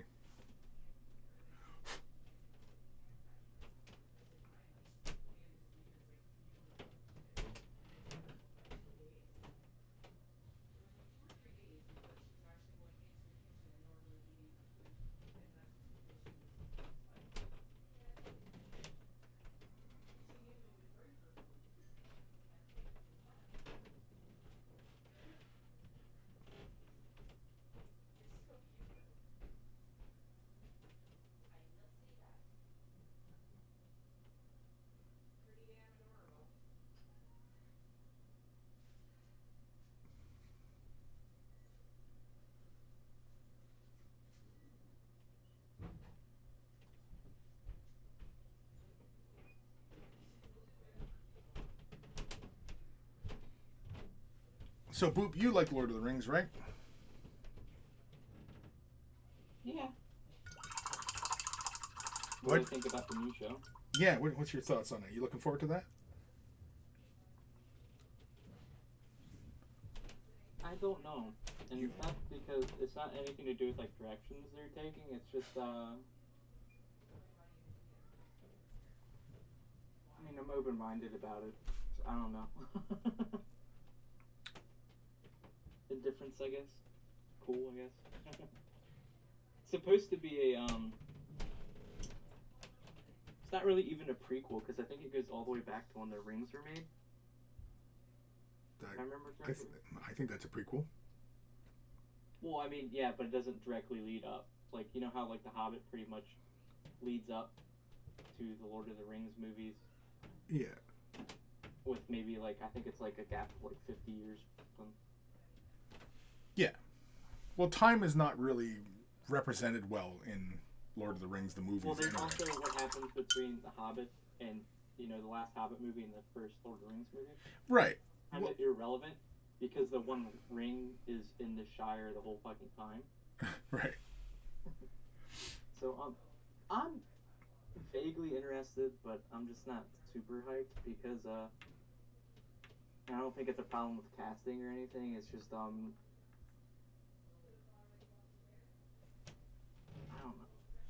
Yeah, I'm the same way. I'm not fired up for it at all. You know, I'm not that big into Lord of the Rings to begin with. So, I mean, I've read them, but you know, I'm big into it. It's just I don't know. Because yeah, TV shows are longer than movies, but I mean, I guess it is Amazon, and so they hopefully have some kind of a fucking budget. But well, apparently it's the most expensive show made, like ever. Mm-hmm. So I'm open-minded, but I don't know. Some TV shows based on like are hit or miss for me. Yeah. Like The Mandalorian and Book of Boba are really the only two recent TV shows of IPs I really like. That I was like, yes, these are good, or I'm enjoying, or at least they might not be super good, but I'm enjoying it. So I'm kind of like hesitant just because of the. Well, it's good. Yeah, you're right. It's good for Star Wars. Mm-hmm. Like. I don't know how Lord of the Rings is going to translate to TV show. That's basically what I'm saying. Yeah, I get the feeling that they just want to make like more movies. A Game of Thrones thing. Yeah. You know, it's like it's all about these ancient kingdoms and shit like that. But I don't know. I mean, like. I'll watch it and just. Yeah, I'm about it. I'm probably gonna be forced to watch it, so yeah, I'll watch it. I'm probably gonna be forced to watch it. Okay. Well, my son really wants to watch it. He's fired up for it.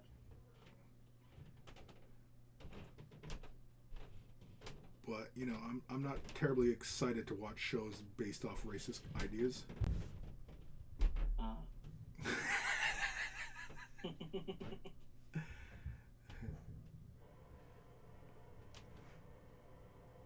And with people being upset about fucking black elves, they're not convincing me that fucking Tolkien shit isn't racist. Or appeals to a racist mindset. I guess. To my knowledge, though, I don't think Tolkien, like, because, like, a lot of people were pissed off at the Witcher show because they changed the ethnicity of some of the characters, but in the books, okay, because they're going off the video games, but in the books, I don't think the author ever really touches on, like, the color of people's skins too much. No. And to keep it safe, they most likely wouldn't. I mean, it's like Dune, right? When they talk about, you know, like Paul Atreides being a white savior, technically, it's not Paul Atreides is not described as being white. In fact, humans in the far future are not really described as being anything, really. And when you actually sit down and discuss like actual ideas about what people will look like in the far future, 40,000 years from or 30,000 years from now, there's fucking green for all I fucking. Yeah, it could be green. who knows what, like, especially with, like, with space travel, like the navigators, right? The navigators are all mutated up because of their life in space, right? But they're still human. For all we know, we could be wrong about, like, what sunbursts do, and the sunburst could hit us with so much radiation, in the future that doesn't kill us, but turn fucking purple or some shit. Yeah, exactly, right. I mean, we don't even have to wait. We don't even have to wait for a sunburst. I mean, fucking more and more sunlight's coming into this fucking planet. The planet's warming right up. We could become red, like, quite literally, like fire engine red. Yeah, who knows, right? But yeah, I mean, like, dude, they don't talk about skin because it's you can't really speculate that kind of shit. It's been a while since I've read the Lord of the Rings books. I don't know if, like, there was ever, like, a all dwarves are white statement. There could have been, but I don't think there was. I think they're often described as having porcelain skin. Okay. So and I guess what color's porcelain? White. Yeah, there you go. Yeah. So, but yeah, I mean, like, again, it's. We were talking about it on Way of the Brush this weekend. I don't know if you watched, or tuned in, but these contexts that, when these things were written, right? It's kind of like Lovecraft and his use of the N-bombs, right? Oh, well, it was just the language of the day. No, it was still shitty language then, too. So the concepts, can be problematic, even for the day they were written. I'm not really super tuned into Tolkien as a person. All I really understood was he wrote the books, and some of it was, like, based on his experience in the war. About it. Sure, 100%. I mean, it's write what you know, right? Which is why his female characters are so two-dimensional. Well, the whole thing is two-dimensional, but his female characters have, like, no dimensions, right? That's a problem. And But I'm open-minded about it.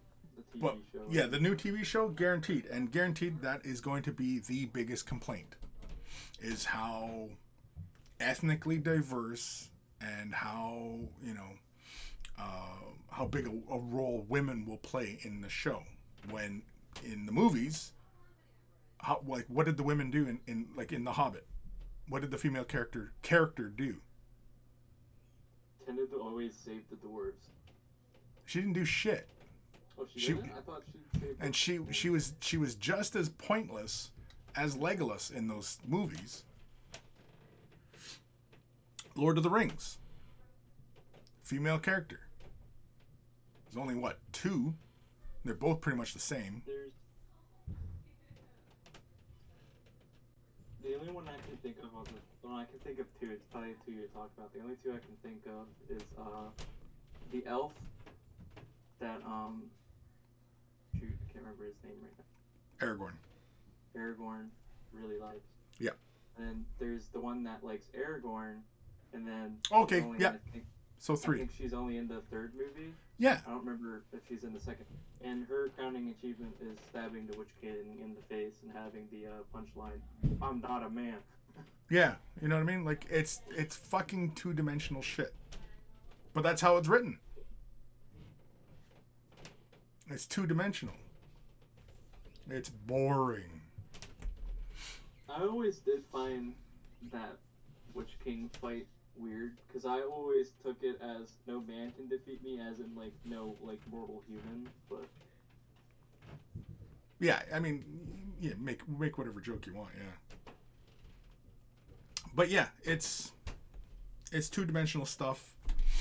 It's it is bad guy bad, good guy good, right? Yeah. We were talking about Lord of the Rings mentions earlier. What makes the Easterlings bad? Now you say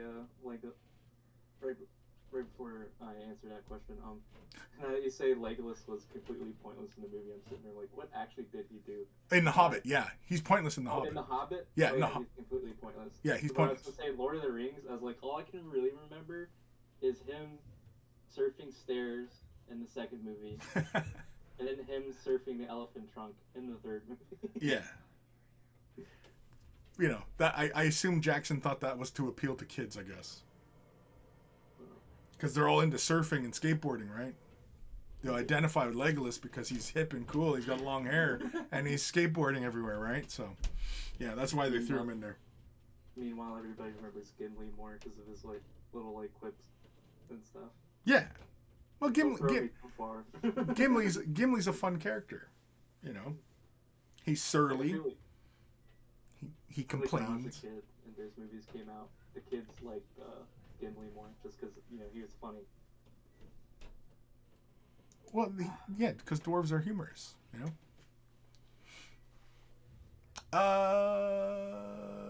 Where the fuck am I? What was the question you asked?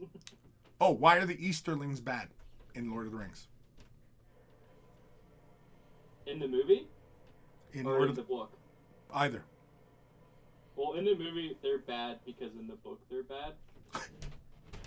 But you only see the Easterlings in the movie for, like, that one scene when they sneak into Mordor. That's it. Even though in the book, they were supposed to be one of, like, the big factions fighting at Pelennor Field. Right. Now, is it not problematic that Easterlings are bad because they're Easterlings, whatever that is, and when you see them in the movies, they're obviously of Persian aesthetics. I always thought they were supposed to be Asian. They look more Persian. And with the whole trip with elves or elephants and shit like that, they're more like Persians. Oh, well, the Persian... Okay, a lot of people confuse the Easterlings to the elephant people, and they're not the elephant people. Right, yes.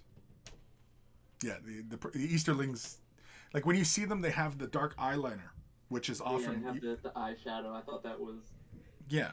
That's often, a trope for Middle Eastern people. I didn't even realize that they were based off of Persian stuff. I thought they were just fantasy samurai.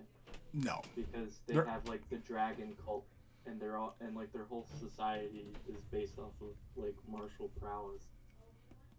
Yeah, it's two-dimensional. They're brown skin with eyeliner and gold red armor. You know. No, it's problematic. Again, it others other groups, you know, using those kinds of tropes like that and stereotypes. Hucka, hey, looking forward to the last book of Boba tonight. Haha, and the YouTube channel Owl Kitty is pretty funny. Love the mandolin take. Not familiar with Owl Kitty, and I don't know what a mandolin take is, but I'll take your word for it. I learned something new today, though. I always thought the Easterlings, because I always went off of the names of stuff, like the Dragon Cult, Dragon Knights stuff. So I always thought they were supposed to be like Asian. Yeah, I would assume. Because dragons are, an iconic, like it's in a lot of like Asian like. Sure, I mean like stuff, so I always thought that. It is not hard to draw real world comparisons to the cultures in Lord of the Rings to real world cultures and what they represent. And when you look at it through that kind of lens, it does really become quite problematic when you are looking at it that way. Like what the hobbits represent, what Gondor represents, right? What Mordor represents, all these things. Oh, did you put on coffee? I did. I didn't know if you wanted one. Yeah, no, I'm just about to end because I'm talking about the racism in Lord of the Rings. So we're keeping it light today. Gotcha. Keeping it light. We're keeping it light. I got dinner on and coffee ready. Yeah, awesome. Sophie, night all, time for bed. Catch you all tomorrow. Later, Sophie. Yeah. Any parting words? Boop.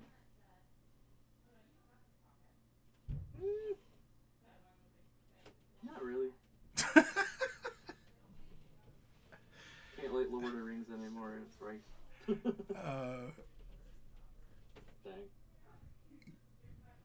I hope. Let I don't know, you keep your paints dry and your dreams wet. There we go. I don't know. Open-mindedness, I guess.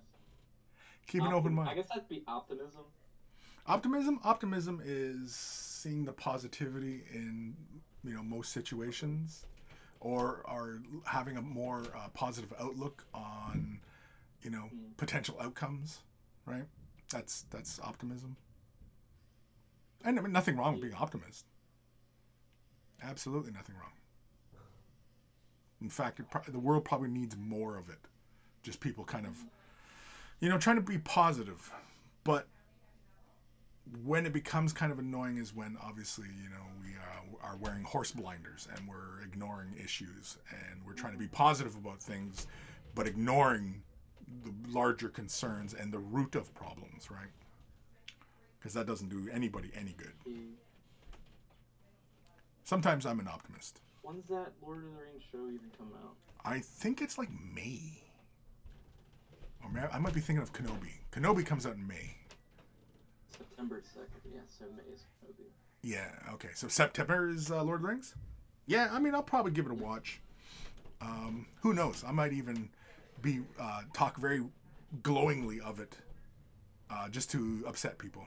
Who knows?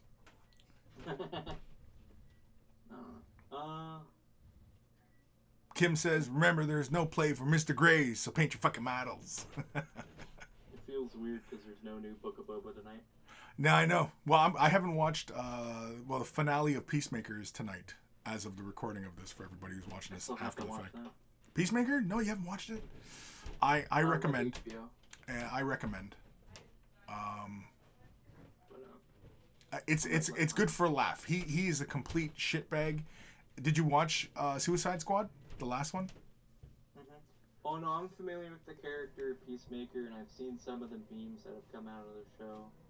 And yeah, don't pay attention to memes. Memes will just spoil it. But yeah, I recommend it. I enjoy it. It's good for a laugh. It does have something to say for if you're paying attention, but if you just want laughs and gory action and stupid shit, then it's that as well. It's got a lot of layers. I might bench Netflix for a bit because they're going up in price again.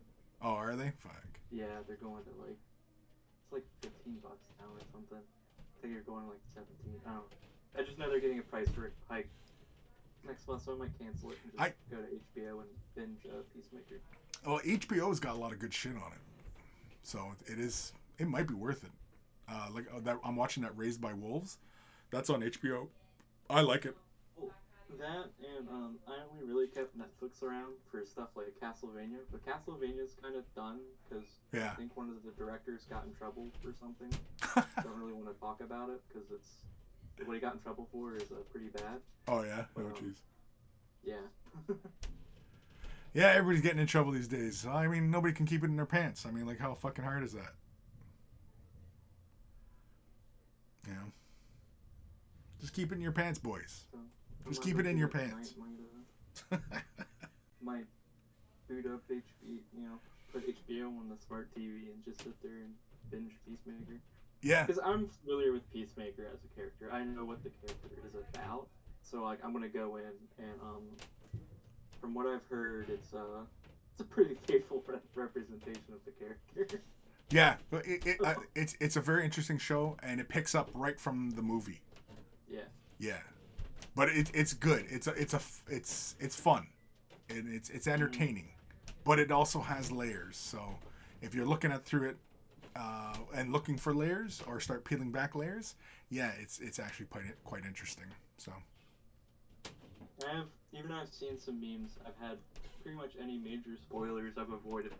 Yeah. Except for the one when he goes to that office or whatever, and the receptionist lady doesn't last 2 seconds. Oh.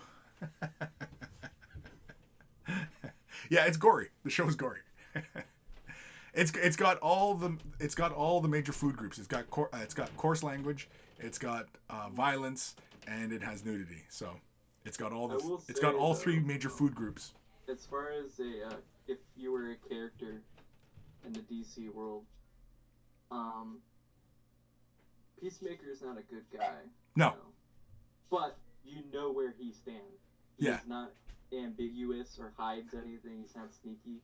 So if you had to work with him, you kind of knew what you were getting. Yeah, exactly. I mean, you have to know what you get into because he's a shitbag. So. He's a shitbag.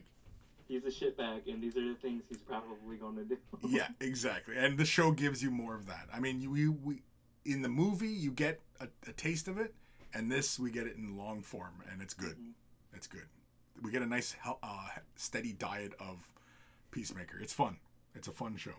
Oh, I'll probably give it a watch. I'll probably just cancel my Netflix for now because there's nothing super interesting on Netflix right now anyway. So no, you know, I the only thing I'm watching on Netflix is Snowpiercer. That's it. Well, because I was watching Castlevania. That's done. Yeah, I enjoyed it. I enjoyed that one. Documentaries on Netflix bajillions of times. Yeah. And I was watching Peaky Blinders. Oh yeah, I tried to watch that one. I couldn't get into it. And I was only really watching it because of the main headliner actors or actors I'm familiar with. Right. Other than that, it's just a stereotypical like criminal. Yeah. Underbelly of the criminal world kind of show. So yeah. Like, I kind of know what I'm getting. Yeah, and like I said before, I those kind of characters and stuff it's often 2-dimensional and not interesting, and probably because I've known shitty people like that, so I don't really care to watch them. So probably cancel the Netflix subscription until something to come out something else in there. But yeah, give the HBO one. Did you watch the Justice League Extended, the Zack Snyder cut? Yeah. Yeah. I didn't remember a whole lot because I watched it blitzed.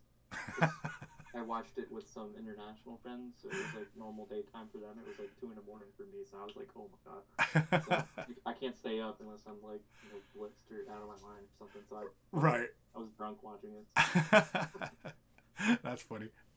Yeah, I was watching that Raised by Wolves, and I was like the second last episode. I think I was high as fuck, and with the way it ends, holy shit! I think it almost gave me nightmares. Yeah, you were talking about that. Is that the one where like the Soviets win the space race? No, that's For All Mankind. That's Apple Plus. Oh, that's a good one too, though. I'm not gonna watch that. It sounds communist. No, it's a good show. It's a really good show. I was making a joke. Oh yeah, no, I got you. I get jokes. No, I've been pleasantly surprised with Apple. You can spoil it for me a little bit. Is that show going to be like communism wins and it's perfect utopia, or is it? You're asking me to speculate on the outcome of the show that it has not. It hasn't come established. out yet? No, it hasn't established that far. Where the show ends. They're doing it in episodes. They don't release the whole fucking thing. Yeah, well, they don't do what Netflix does. Yeah, no. It's okay, gotcha. It's only 2 seasons of it, and I don't know if it's going to get a third. It could. It might not. I have no idea. But yeah, the way it ends for the second season, it ends basically giving us a hint of as we enter the 90s. Of what basically the world and most focused on America, because it's being told obviously through an American perspective, but it does deal with the USSR and all of that. What I was asking is basically, is it like communism won and we all hold hands singing Kumbaya, or is it like an actual good story? No, it's not. That's the backdrop. Gotcha. That's the backdrop. The real story is about these families.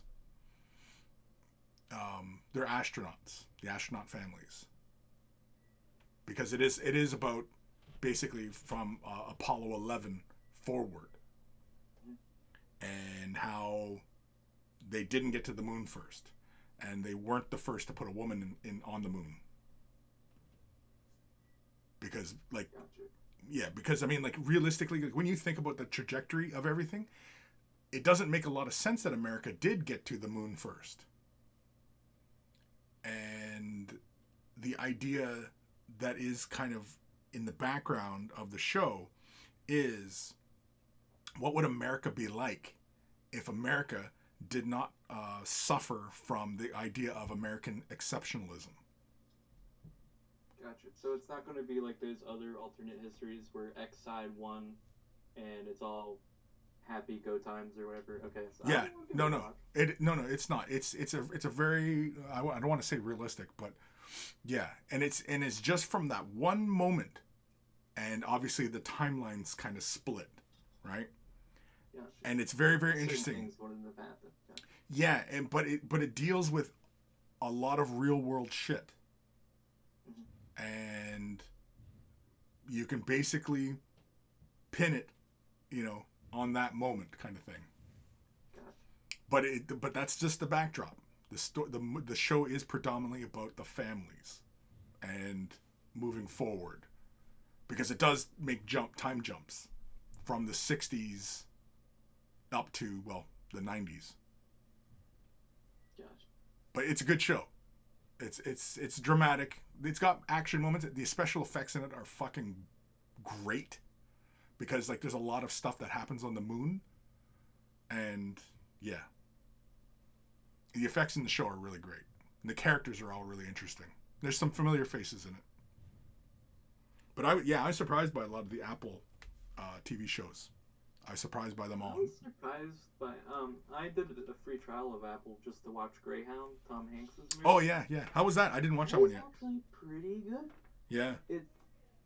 It's a war movie. Yeah. It takes place during World War II, but it's not like it's not like Band of Brothers. It's a different theater of the war and a different kind of story. So I don't want to spoil it, because I would like you to watch it and then give your. But it's less of a let's shoot. We're shooting at each other war movie, more like he is the man in charge and he has to do things. Right. Well, and see, that's the thing, right? Is because you see that kind of storytelling in the past where, if it's a World War II movie, then it's America is good, Nazis are bad. Well, Germany is bad, right? Whereas storytelling today, especially dealing with those times, we know that not everybody in Germany was a Nazi, right? We know there was a lot of Germans who just kind of went along with it. Even though it's U-boat, it's about U-boats attacking the Atlantic convoys. Right. That's not really a spoiler. There is a historical inaccuracy because they it's not really a spoiler. They give voices to these submarines. That's about it. Yeah. Well, I'll check it out. I mean, it's on my list. I just haven't done it. I mean, I've watched just about all the shows. I have not actually gotten very far into Ted Lasso, though. Surprisingly. I mean, it was funny and interesting, but I haven't gotten very far in it. I would give Greyhound. Yeah, Greyhound's definitely. Finch, I don't know if I want to watch a post-apocalyptic version of Castaway, but I'll give that one a try. That's another Tom Hanks one. Basically, it's Wilson as a robot. Just reprising his role again. Yeah, it looks like the way the preview makes it look, he basically friends this robot, and then I don't know, bad things happen, and and he's gonna be crying. Well said, well said. So. I like the Always Sunny parody of that, where it's like rum ham. Alrighty. Hucka, hey, just finished the new Reacher, yet worth a watch. Yeah, I haven't watched Reacher yet. I'm actually, that's on my list as well to watch. I like the movies, but I found the movies a bit, I don't know. Maybe because of Tom Cruise, I guess. Maybe, I don't know. But yeah, Reacher, and I mean, I like the guy who plays the Reacher character in the show. He's always going to be Thad Castle to me. So, but yeah. Huckahay and Chris, if the wife likes cats, get her to look at Owl Kitty. Only 1 minute vids, but she will laugh. Sure. Yeah, sure. Kim, don't you get a free month when you sign up for HBO Max? That's time to watch all the stuff you want. Now that Peacemaker has all the episodes, I will do that. Yeah, because today's was the last day, our last episode of Peacemaker. It's the finale. Yeah. On what was the other thing? Oh, I didn't even watch Exodite yet on Warhammer Plus. I haven't even watched it yet. I still have to subscribe. I keep forgetting. You can get your free mini, man. You're basically buying a mini. Oh no, I know. One, I didn't care about the 2 minis that they had. Well, you don't get both. You only get one. No, I mean I didn't care about either one of them. Oh, the sniper's cool. I like the sniper. That's the one I ordered. Yeah, but I already have a Vindicator. Well, he just looks it cool. would be cool to paint, and it's like on that. The Vindicator is like in that statue. Now, what I'm kind of curious about, I don't know if anybody's actually shown the actual model yet, but I'm kind of curious if he's mounted to a base and the base can fit in that base, or do you have to always move that fucking big base around? That's what I'm curious about. Like, can you actually play with this model, or is he just more of a display? So it is still the Vindicator assassin. I wasn't sure if they changed the models up yet. Yeah, I have no idea. But I guess it wouldn't be a full year yet until, like, what, August? Yeah, September, something like that, yeah. Yeah, because that's when they're supposed to ship them all out, is like September. But Warhammer Plus hasn't been bad. I'm not, like, against it. It's just, like, one of those things where I want to do it, but it's just been so low on the priority list. Yeah. No, I know. And the thing is that, with G-dubs these days, they've, like, the last couple of years, like, they've just been every second just throwing shit out there. And here we go. We're doing this. This is going. Granted, I don't buy every release, but it's like, I don't want to spend this money in case, the next release. Yeah, exactly. Yeah.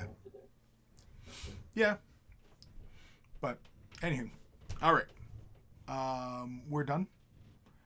We're done. I thought you already ended the stream. Like, oh, no. We're still streaming. We're still talking. Well, we were just talking, so, why not, right? It's not like we were talking about anything controversial or anything. Jeez. You a link to this model. It's an expensive model, but it's pretty cool. More expensive than the fucking Millennium Falcon I want to get? No, it's a mini. There's a garage kit of a 1/300 scale Enterprise D. It's cast in clear resin. I fucking want it. I want it. There's the one where it's the lady riding a dinosaur, and then this is the one I was looking at. All right, I'm ending the stream. Yeah, Ending. Engage.